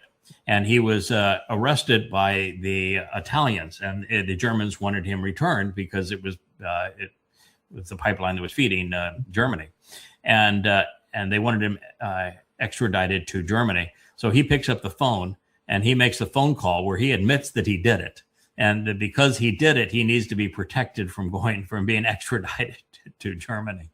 And so he confessed to the crime on top of everything else, and he's got his fingerprints and his DNA all over it. Oh, so they have him dead to right, proving that the Ukrainians started the proxy war. They fired the first shot of the proxy war against Russia, and yet the world yawns and blames Putin for when he's the victim. You know, we just had Lindsey Graham die, and he was the warmonger that years before the war went to Ukraine. He's recorded on video. You can watch him with John McCain. Telling the Ukrainians, and these are the Nazi forces of the Ukraine, the private militias, to go off and kill ethnic Russians in the Donbass area because it will cause a war. And he says it'd be the best investment we ever made. We're providing you with weapons to go kill Russians. There could be no better investment that America could ever make. And this is the kind of creep that represented America, started the proxy war, and yet you have 80% of Americans that think that Putin initiated the war. We live in a world of really stupid people that are so easy to mislead. And if you write that on X, what you'll find is 99% of the people will condemn you for telling them the truth. Mm-hmm. And the truth is irrefutable. It's obvious. Mm-hmm. I'm no advocate for Putin. I think Putin has made a lot of bad calls, and I think right now Putin needs a set of cojones because he's lost his cojones. He's being attacked by Europeans all around, and attacked by the United States, and he's about to lose, or not to lose, but he's having his second most important ally pummeled, and you don't see him responding. Now, while the West propaganda would have it, you believe that he is losing the Ukraine war. He's winning the Ukraine war in a major fashion, but he's losing refineries and other things to missiles that are made in Europe and guided by Europeans, and he's not responding. And if you don't respond, ultimately, you're going to lose your country. So right now, Putin, who's been the ultimate pacifist in all this process, needs a set of cojones, or he's going to be history. Yeah, you can't. It's the missile and interceptor equation all over again. You can't continue to lose refineries at the rate that you can bomb their facilities that their stuff comes from, because they just, a 25,000 drone can do billions of dollars worth of damage economically, and there is no stopping that unless you make the price for doing it untenable, and that's what Russia has to do, and he hasn't done it. And the only way you can do that is to use conventional weapons, which Europe has no defense for, and to bomb all of Europe's missile and drone factories to stop them from doing it. Just to say that we told you this was going to happen. You continued to do it. Here's the consequence. We don't want to escalate this beyond what we're doing, but you've earned this consequence, and you know it. So now, what are you going to do? If you want to escalate this into a full-on war, you're going to get creamed. Our military is 20 times better equipped and has greater numbers and better training and better weapons and better supply lines than all of yours combined. So you want to go to war, you're going to get creamed. Don't do this. Just stop. Yeah. And then it'll be fine. Just stop. And this is the problem that Trump has. He's lost the Ukrainian war, and he's lost the Iranian war, and he continues to do the same thing, expecting a different result. He was threatening again last night to pound Iran with bombs, violating the MOU that he signed, and then said that if they don't capitulate, and he says they'll come to the negotiating table. No, they negotiated a deal. It's just every time they negotiate the deal, it's the same deal, and it means that Trump has to surrender. And he signed that and agreed to it multiple times that Trump has to surrender. And then he realized that he actually reads it, or somebody reads it to him and says, I don't like that very much. And he can't honor his own deal because he happens to be Satan. But then he's back on the same thing. Then we're going to start blowing up their refineries, and we'll blow up their bridges, and we'll blow up all of their infrastructure, and we'll blow up their desalinization plant, which is a grotesque war crime, which means if you're the U.S. military and you're carrying out that order, you are not shielded.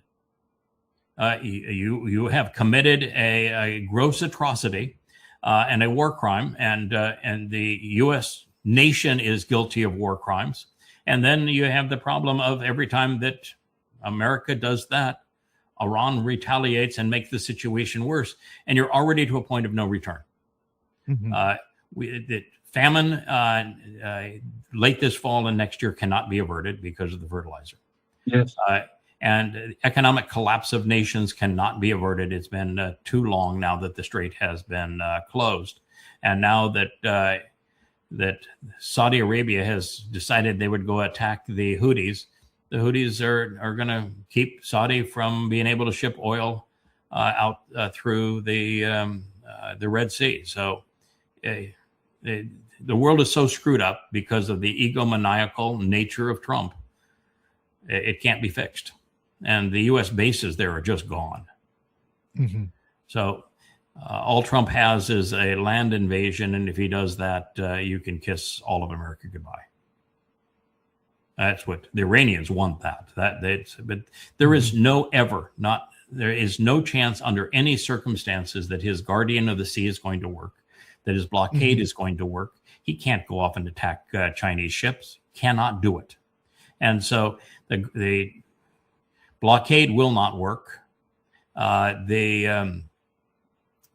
can never go back to the bases that have been destroyed and the Arab fiefdoms that are there.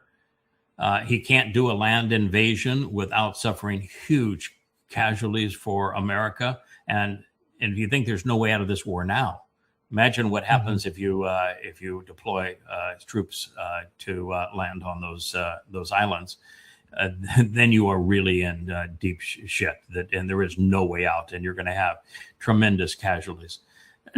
So we're in an unwinnable situation, and his ego will not allow him to admit that he lost. And until he admits that he lost and allows the Ukrainians, not Ukrainians, but the Iranians to control the Strait of Hormuz, which that was the price of losing, then there is no remedy here.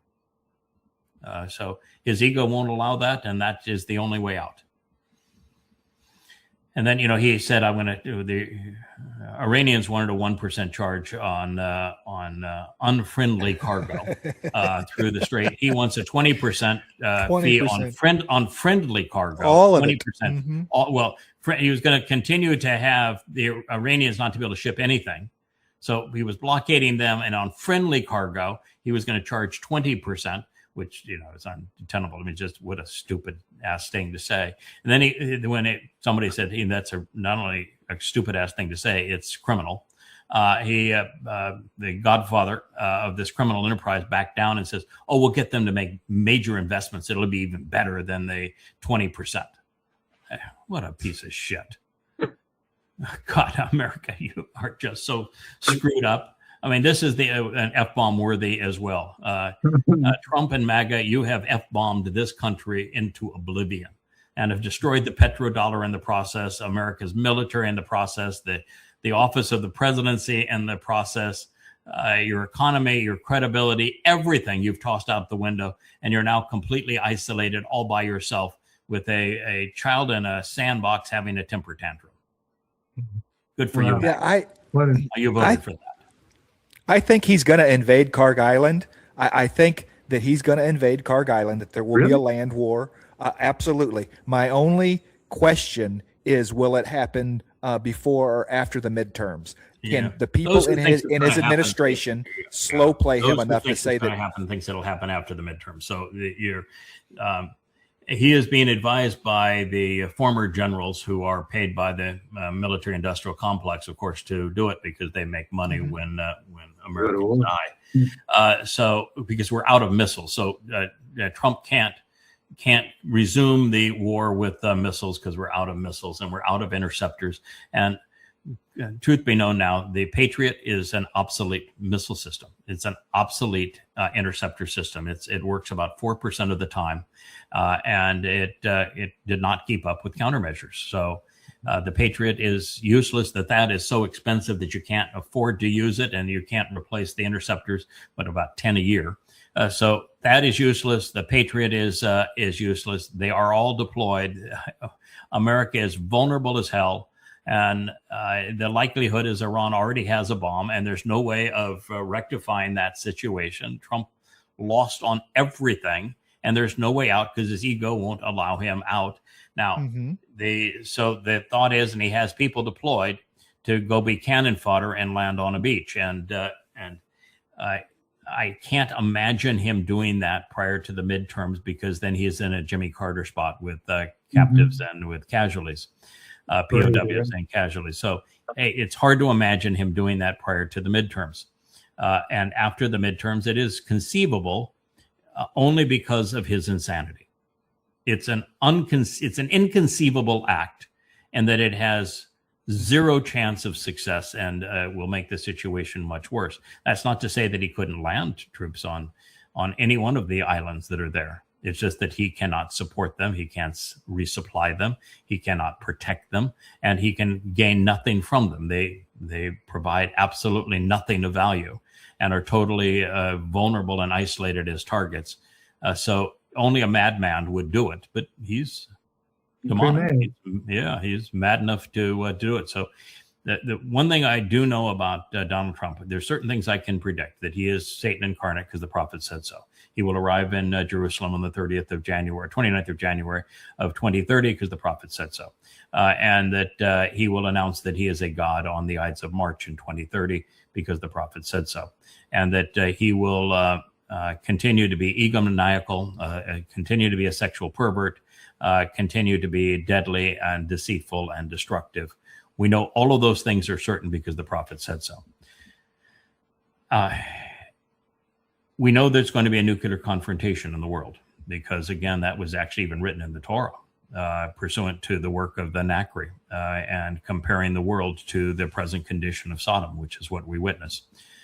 And it's replicated in the prophetic texts of both Yasha'yah and Sheowl. So the person who would be igniting that is Donald Trump, with all of his stupidity and his craziness. So he views himself as the next Napoleon, as a Julius Caesar, as an Alexander the great conqueror of the world. And America is not enough for him. He wants the world, and no amount of death will satiate him. So is stupid land troops and American boots on the ground on the islands in the Persian Gulf, is that possible? Yeah, because of him, it is possible. Are we sure it's going to happen? No, we can't be certain of it because it's so insane. Mm-hmm. That's just my point. My point is that what the gloves are off when how crazy this person is, right? Correct. And so what is the absolute most insane, worst thing you could possibly do? That's my bet that's what he's going to do. So no, it's not the most insane thing you could do. A nuclear bomb would be the most insane thing you could do. Well, he'll follow that up. Things are going badly on Karg Island. Okay, well, let's just bomb Karg Island with a nuke. That takes care of the problem, right? When Putin finds his cojones and holds Europe accountable for America to pretend that it's the great savior of NATO, and for America to respond directly to Putin would ignite World War III instantly. But he's turned his war against Iran into a regional conflagration. So it's only a matter of time that spins out of control too. But he's doomed the world to starvation and to economic depression, and so there's no solving it now.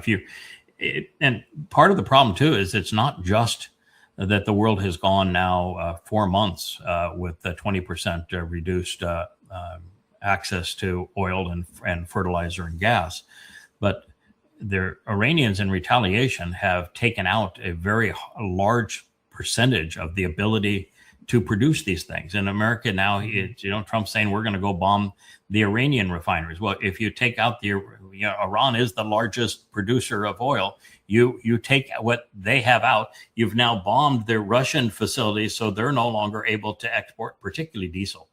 So then the next catastrophe is diesel. That means the trucks can't deliver food or products to stores, and that means the farmers can't plow or harvest their fields. So the next catastrophe is diesel, and Russia is no longer an exporter of diesel because of the damage that was done to their refineries. They're actually an importer. Talk about the disruption of the system. I mean, Donald Trump is the dumbest piece of shit ever to hold national office, and he has really worked the world into chaos. Yeah, there just aren't that many acres of peanuts for us to start using diesel the way it was supposed to be used. So you can see Wookie here looking because his girlfriend just walked in. Leia should bring his girlfriend Maybe we'll get a little wider angle on this camera. Leah will bring his girlfriend. She's now she is actually a little jihadist at heart, but she's dressed in pink. She's dressed in pink at the moment. She has a pink pearls on, and is dressed in pink. So this, it's lunchtime. Yeah, this is and Wookie just sat down and says, "I'll share my my yak bone with you." So, yep. This is pretty darn cute, huh? I guess. Yeah. Okay. Well, thank you. All right, we can go to the next slide. Wookie says, "Okay, well, I'll share my table with her. No problem." Wooks is a share. This is just a cute piece. And God has a real simple plan. He wanted Adam, who as we now know as Dode, to be his beloved son. And he wanted to share the universe with him. And unfortunately, in the garden, Dode didn't measure up. And in the garden, Sheowl made it worse, not better. And then as they began to proliferate outside the garden, they made it worse in a hurry, to the point where God says, God, I really don't like man at all. I regret actually creating man. And then we got Noach, who was Chinook, to re-engage and said, okay, we can reboot the system. Let's work this through. And collectively they did. And there's it's a man and a woman working together. Noach and his wife, they were a team to make this happen. And then this parlays into the story of Ruth and Boaz, which is the ultimate love story. It is the story of the covenant. It's the most beautiful story I think ever presented, is that love story and what it represents in terms of delivering the kinsman redeemer, and how Ruth is the Amma in this process. And then you see how they restore Dode's relationship with Yahowah when they come back. That's the whole purpose of the 89th Mizmor and the 31st Mashal, is this presentation of their return to restore Dode's relationship with Yahowah. And then they work to enable Dode to fulfill his destiny, which is to serve as the Passover lamb. And now they have returned again to, by the way, this beach. This is the actual beach where we live. And they have returned to this beach and are in the business of restoring Yahweh's name and Dode's reputation, because God wants his son to return and have a kingdom. And at this point, he would have, nobody in his kingdom. That is our mission. So it's a cute little piece. I know that palm tree, by the way. You do know that palm tree. Yeah, that is our beach right here.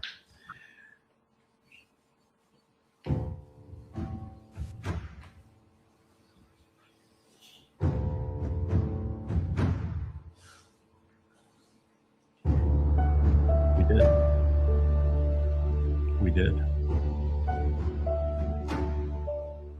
did. And you can too. We share it all. We keep no secrets. Yep. Lovely, isn't it? Very simple message. Like y'all's plan. Yeah, it's a really simple plan, and it's a lovely plan. Men and women not working in opposition to each other, working together to build and support and conceive family, which is what he's all about. And the son he wants most to be properly raised and guided is his own Dode, the beloved.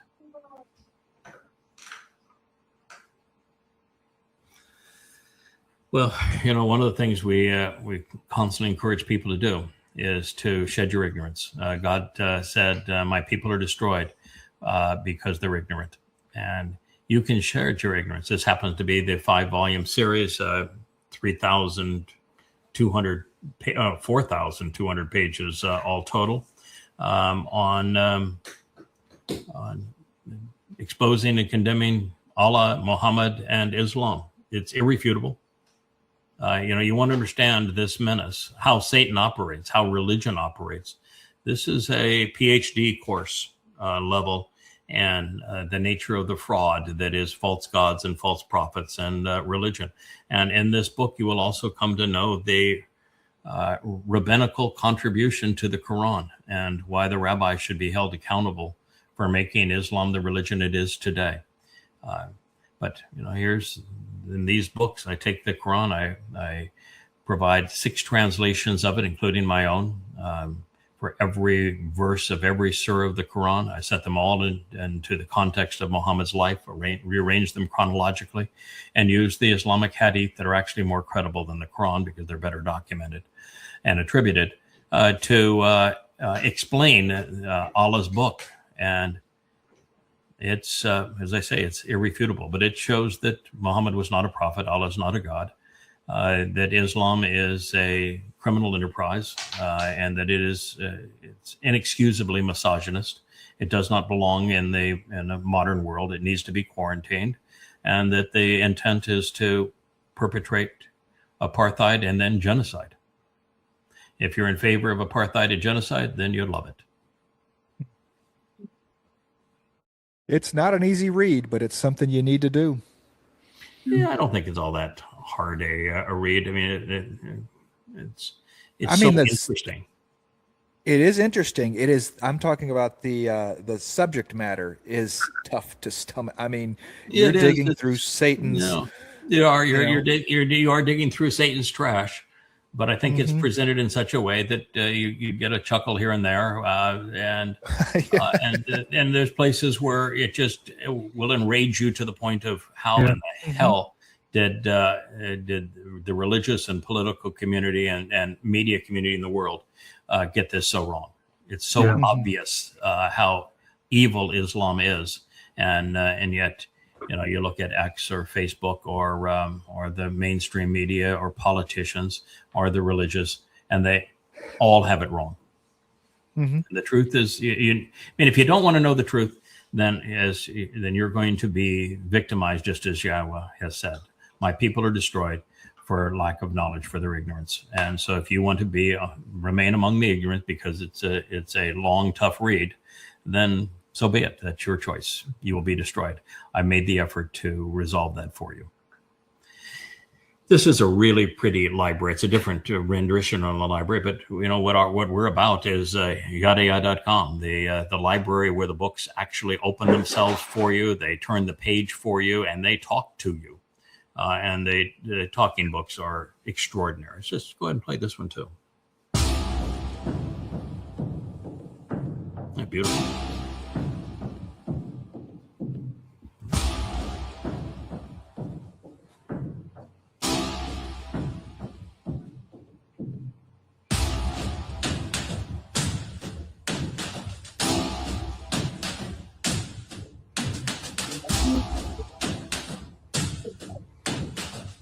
Power of the written and spoken word. Yeah, I wouldn't say yield to him is the right term, but will you respect him? That'd be the better term. Yeah, it was not the one that I thought it was, but it's still a beautiful piece of the power of the written and the spoken word. And the books that Yahowah, they will open up for you like that, and the words will come right out of those pages. It is the most amazing audio book ever, because it is the integration of the actual book where the pages are open for you. The pages turn themselves for you. They highlight what you're on. You can read the words and even pause it and copy and paste every word into a search engine to validate them and to stop it, and it'll resume where you were. And they have multiple voices on every book that speak all of this to you. It's the most extraordinary expression of the written and spoken word brought together in human history.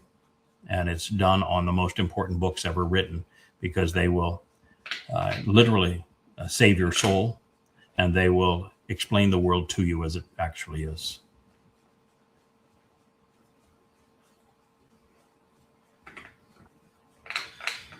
Yeah, this is supposed to be Einstein saying that those who have the privilege to know have a duty to act. And I would go one step before him. I think we all have a responsibility to know. When you are ignorant, you ought not have a say in anything. Ignorance is not bliss. Ignorance is highly destructive.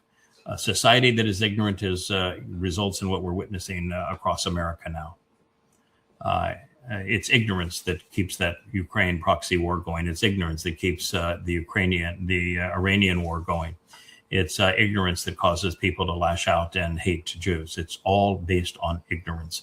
It is pure ignorance that causes MAGA to continue to thrive. It's ignorance that caused the Democrats to be Marxists. When you advocate ignorance, as all of these political and religious entities are doing, you are destructive. And I think we have a responsibility to learn, to know. As I say, the byline of who we are is listen, learn, and live. Listen, learn, and live. It's a responsibility. It's a call to be accountable.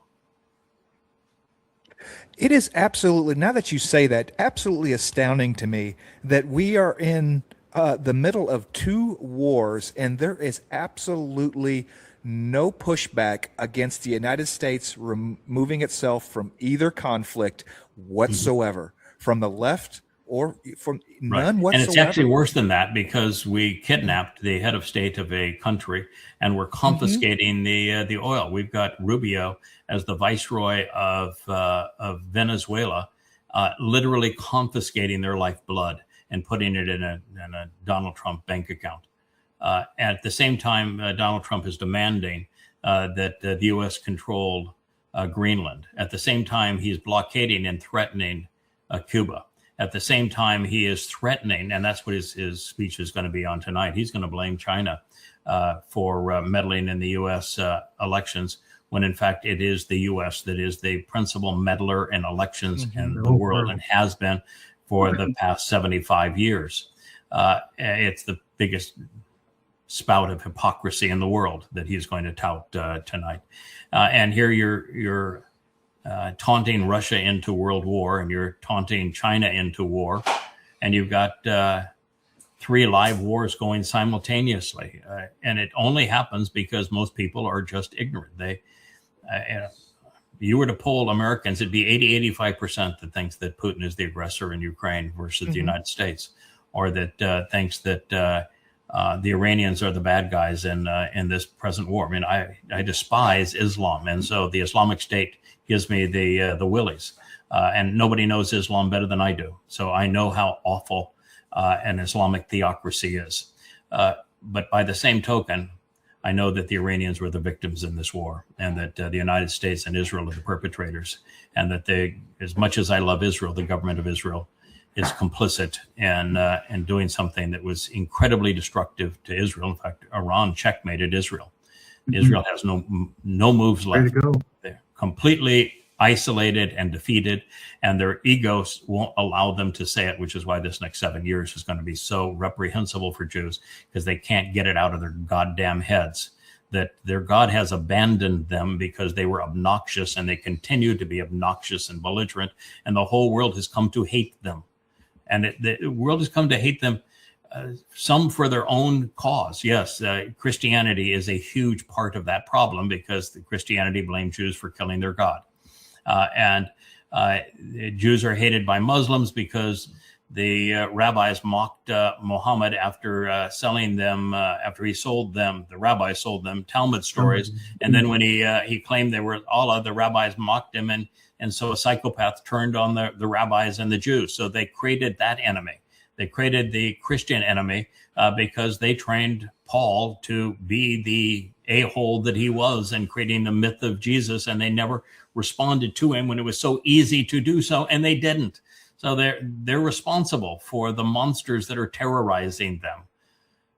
And now they've turned the world against them by their destruction of Gaza, which was just unbelievably brain dead. It had zero chance of working, and it was 100% guaranteed to turn the world against Israel, and it has. And the subsequent 2 wars against Iran, where the Iranians played them for fools and checkmated them. Israel, you're really screwed up at the moment. You're very hard to defend. You know, I didn't realize, if I may interrupt, I didn't realize that how pivotal the story was of Moshe in the desert when he just, first he says, "Just kill me. I can't stand it." And then they became so bad. He said, "Good. I don't have to talk to you. I don't want to talk to you. I just talk to the people I want to talk to." Yeah, that was actually God gave up on them before Moses did. Yeah. So that's it's interesting. When they came in and they started being religious and cantankerous and belly aching about everything, God actually gave up on them. He had one last shot where he said, "All right, give them 3 days to get prepared. I'll come down. At least I'll bring my light down and my voice down from the top of the mountain. I'll speak directly to them." And they were obnoxious. They told God to shut up and go away. They never wanted to hear from him or see him again. And God said, "Yeah, that makes perfect sense. I'll honor that request. I don't want to see you guys either. You stink to high heaven. You're obnoxious." And so they had already done that. And in the what you're talking about is the 11th chapter of Numbers, where they're only 3 days out of Choreb, and the children of Israel become so belligerent that God burns up everything around their camp. Yeah, so once again, it's God that gets angry with them first. And then Moshe is looking at this and saying, "Wait a minute, they're obnoxious to me. They're threatening to kill me. They're belly aching about everything. And then the God that I'm serving here is burning. He's so mad at them. He's burning up the camp." And so Moshe, for the second time, went to God and said, you're a meanie. You putting me in this position is grossly unfair. I don't appreciate it. I'm resigning from it. And if you don't like that, then just go ahead and kill me. And, the Jews were obnoxious. And God was just more disgusted at them than was Moshe. And it just got worse. It never got better, and it still hasn't gotten better. And that is a pivotal point where God's made it very clear that he wasn't going to talk directly to them again, and nor is he going to interact directly with them again. And by the time you get to Hosea, God's writing them a letter of divorce. Yes. And saying, because you're so religious, I'm divorcing you. Mm-hmm. I'm divorcing you for religious infidelity. You have all of these false gods. You can just go to hell, as far as I'm concerned. And he says, I am leaving, and I am not returning until you return to me. And so, of course, that's what we see in the 10th chapter of Yasha'yah as all of these events play out. He's got everything. God didn't miss a trick. It's got it all. And he finally says, there's a remnant, and they'll shub. And when they shub, I'll shub. But he's not shubing. He's not returning to care or protect Israel until there's the remnant that returns. And at the same time, he's obliterating the religious. They run out of time to shub. Shub for shub or no shub for you. And in the end, no shub means obliteration. Oh, with some incarceration. With a dash of incarceration, I should say. But yeah, it's an amazing story that the Torah is the most anti-religious book in the world. And there is no book ever, including Mein Kampf or the Quran, that speaks more negatively of religious Jews than does the Torah.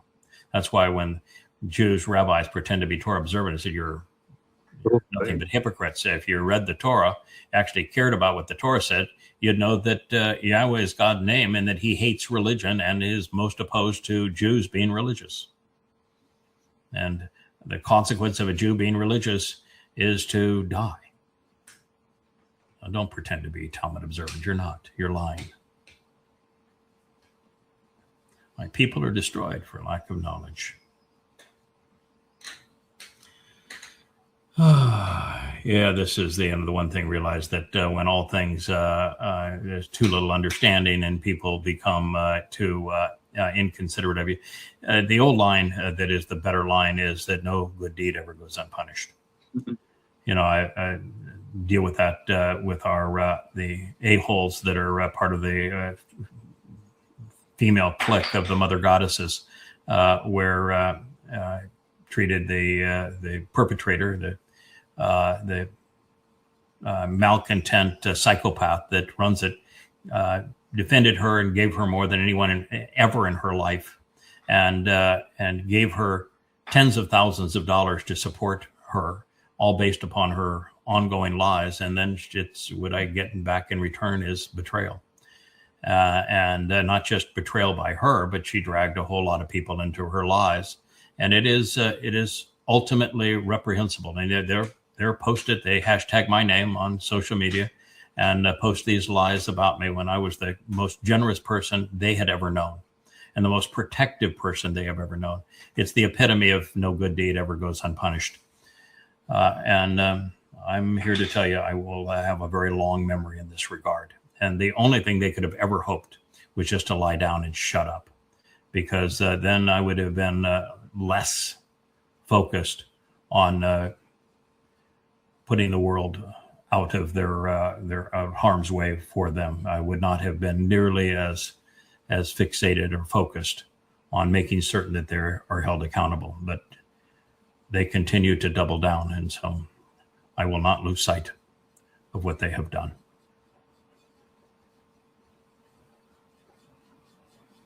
We don't have to look at this. That's me having fun with words. English language is so damn complicated.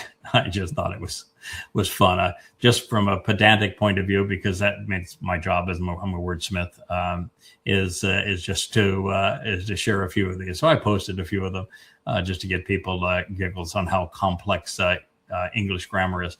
And I don't claim to be an expert in English grammar at all. My expertise is in Hebrew grammar. And the Hebrew grammar is much more interesting and much more clearly understood. There are these 7 stems, and they define the relationship between the action of the verb and the subject and the object of the verb. It's just marvelous the way that God has created these stems to define their relationship under that action. And then he has 3 volitional moods, with perfect for a God who's views free will as the single most important thing to maintain. And then he's got the imperfect and perfect conjugation along with the participle and the infinitive, so that you can show ongoing or constrained action either as a verbal noun or just constrained to time. And it's so much better than past, present, and future tense to be able to define the action of a verb, either on an ongoing basis or a truncated basis, either with the them being presented as actionable nouns or just as defining the action between the subject and the object in an ordinary way. It's just a marvelous language. And so I love the Hebrew grammar and come to appreciate it much more than English grammar, where I would probably still flunk, which is why I have copy editors. We occasionally have a subject-verb disagreement, not too often, but we'll make 4 or 5 of them in a book that need to be corrected. And we have some dangling modifiers and some run-on sentences. And occasionally I'll make a statement that doesn't have a verb in it. And, most sentences need a verb. But, in Hebrew, there are a lot of sentences without verbs. God makes the point through the words that he has chosen, and it doesn't necessarily have to have a verb. So anyway, that's my... And he wrote with pictures, too, for the ignorant like me. Yeah, he did. Yeah, that's what that means. He drew pictures of the words that he was communicating with, so that you could visually see how they were to be read and defined.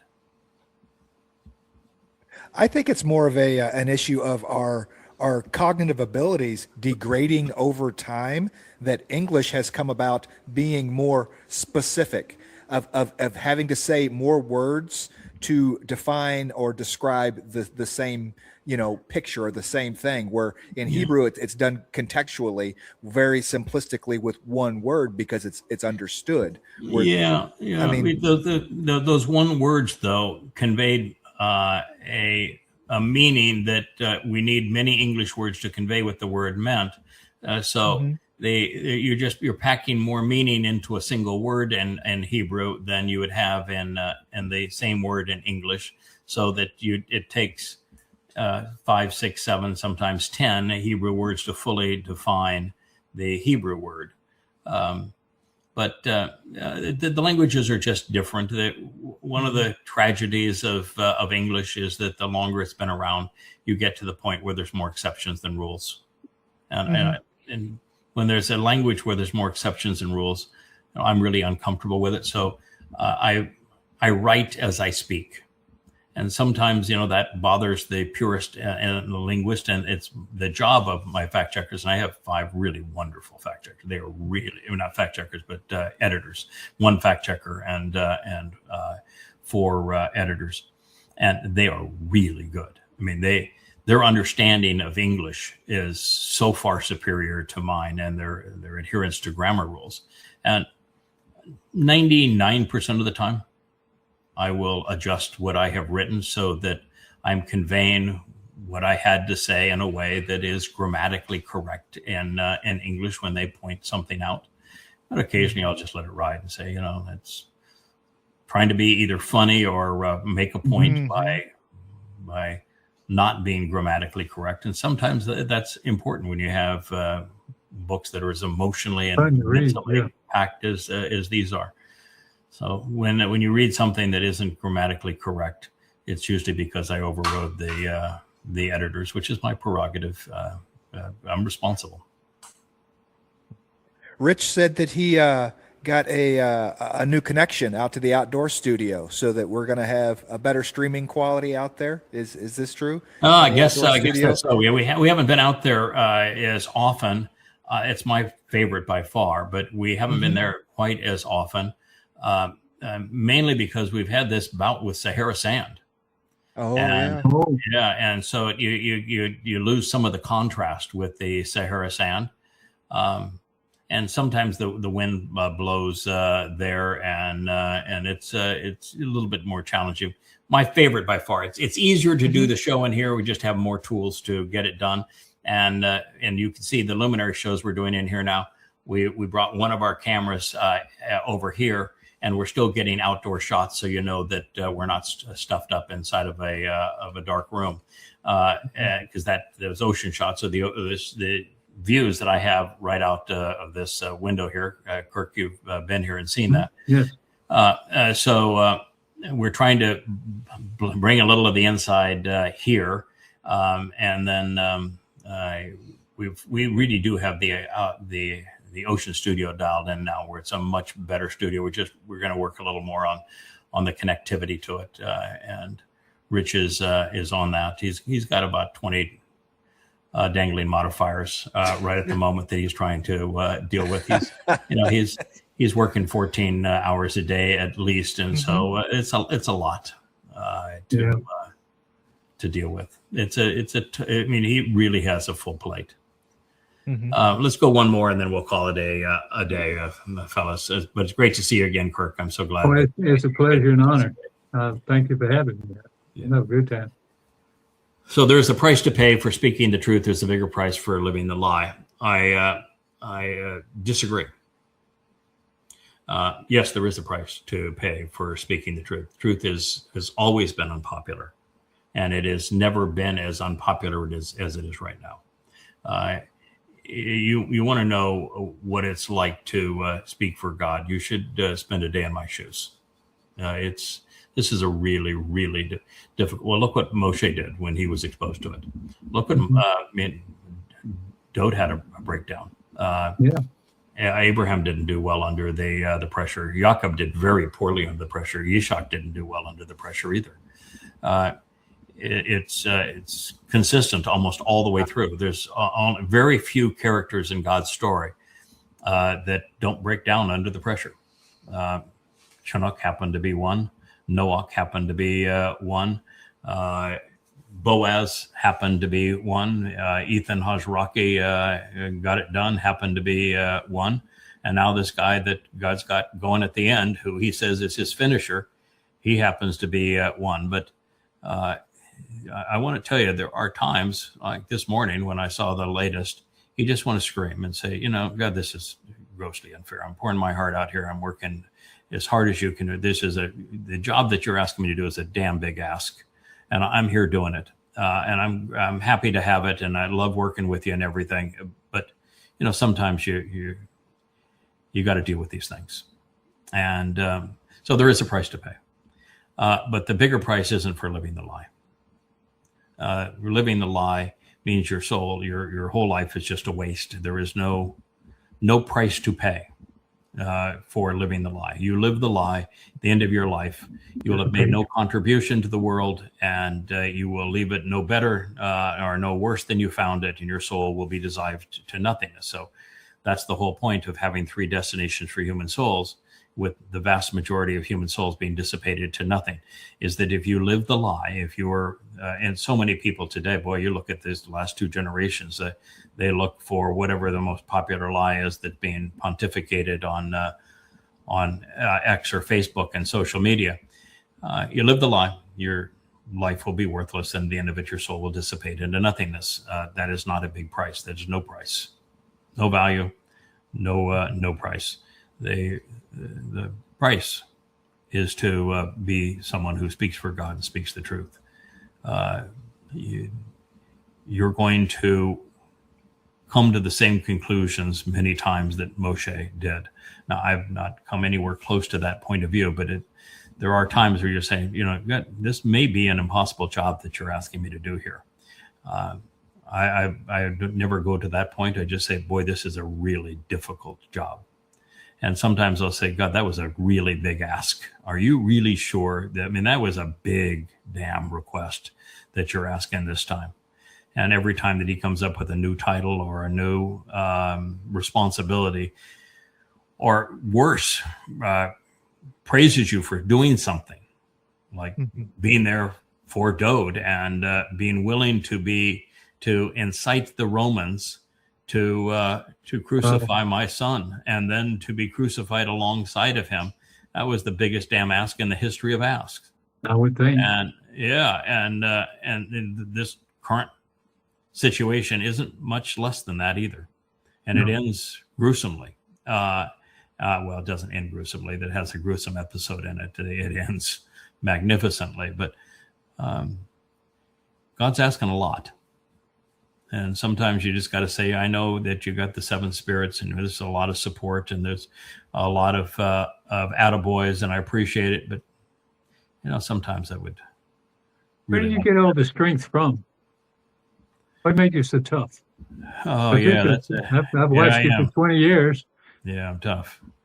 Yeah, it is. It's tough. I am tough. I'm resilient. I'm tough. I'm resolute.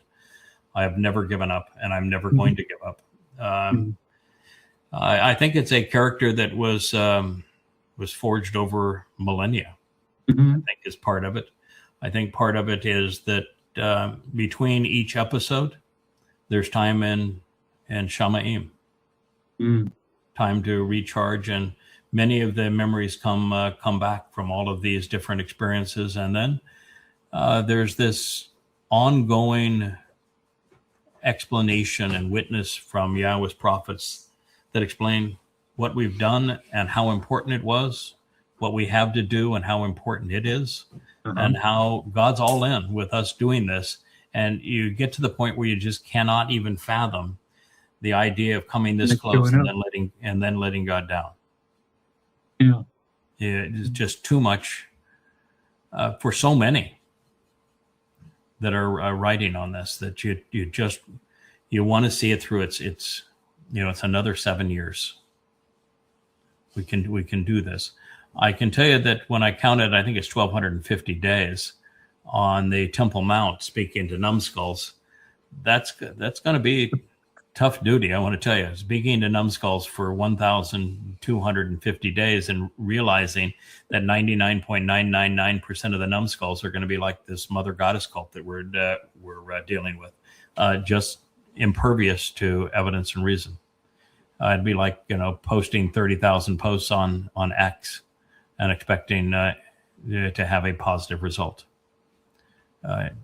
It's a lot of effort for very little return, and yet that very little return does 2 things that mean the world to Yahowah.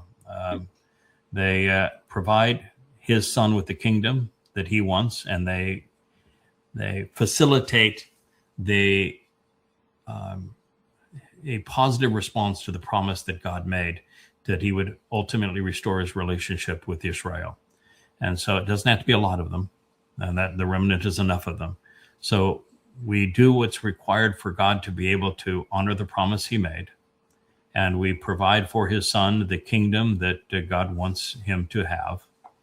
And we restore his reputation. We restore Yahweh's name.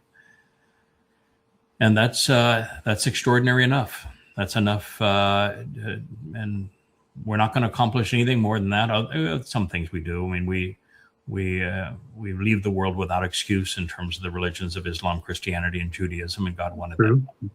And we leave with a highly educated, involved, and committed covenant family that will serve God's people over the 1,000 years of the millennial Shabbat and be part of God's family for forever. And we've created a really robust library that will become the book of knowledge, is already the book of knowledge, but will be officially acknowledged as such. And I think we've set an example. And the example is, the job is tough, a lot of obstacles, a lot to overcome. But you can do it. You can figure it out. You can listen to what God says. You can learn from him. You can live as a result. You can actually do this. It is doable. And I think just about the fact that we're here doing it and consistent doing it and sharing everything and offering it freely and taking the lumps as a result sets the example that God wants. It's doable. It's achievable. What a deal. So I think there's a lot. Yeah, there's a lot. And you said you've been with me for over 20 years. We've never flinched. No, not at all. I've been amazed at the whole process, and I still learn. I sit here and take notes. Yeah, that's good. Yeah, I do too. My notes make their way in. I get as much as listening as talking. Yeah. I don't. Yeah.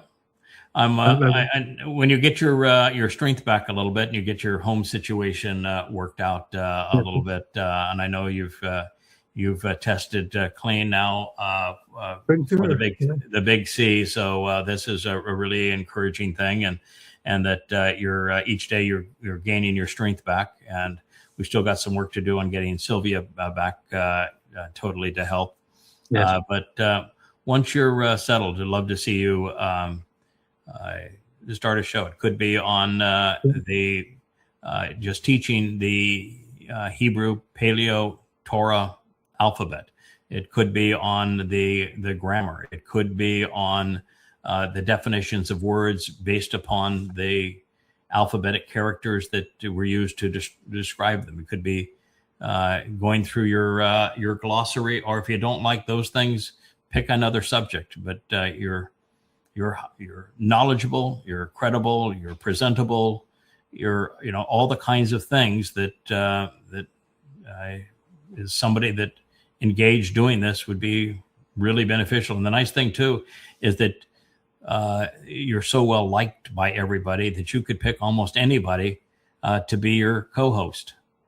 How about if I just go to all theirs? Well, you can absolutely do call the next witness. You could do that and in the meantime, I could probably do that. Make a major contribution to that. But you're very kind. Ultimately, I think that that whether or not you do a Yahowah book club, or you do a glossary, or you do the perspective that can be gained from the letters, or you help explain the grammar of Hebrew, and you have a tutorial that helps people understand, which you've done over the years, or just show how you take a book and fact check it because you've done it so often. Yes, you can walk through the process of validating it and fact checking it, and Kevin will definitely help with the tools to do so. You've already got the camera and the lights and the ears and the microphone, so you've got all that already working for you. And it is easier to do it with. I think most things are easier with the co-host than they are alone. Well, you like to speak to somebody. At least when we were doing all those shows, we could trade off each other and just keep the conversation going. So Just a sound out to the screen. Exactly. So it would be better. And as I say, you're beloved, so you could pick almost anybody to partner with you. And there are just really a lot of wonderful folks out there that would love to do a show with you. You can pick, any time. You can do it once a week. You can limit to an hour. In fact, Rich and I said, because there's so much to finish in these 3 volumes that I'm writing right now, that we'd keep this show under an hour and keep the Luminary shows under 45 minutes in the afternoon. And so far, I'm doing a really good job. How's it working for you? Yeah, how's that working for me? I don't even put the timer up anymore. Yeah, that's true. That's part of Nayar. Highly verbal. Verbose. Highly verbal. Speaks. Man can talk, can he? He is a talkative one. That one. This is only the second day of the shortened version. Yeah, this is the second day of the shorter version, and we're off to a great start. 2 hours. I'm off to a great start. Well done, boss. I'm bullish. Yeah, I'm bullish on everything. It's true. All right. Well, on that note, yes, sir. Signing off. Take care. Good day. See y'all later. Bye, y'all. Hey there, thanks for tuning in. That was Fetch. Gotta run now. Catch y'all on our next podcast.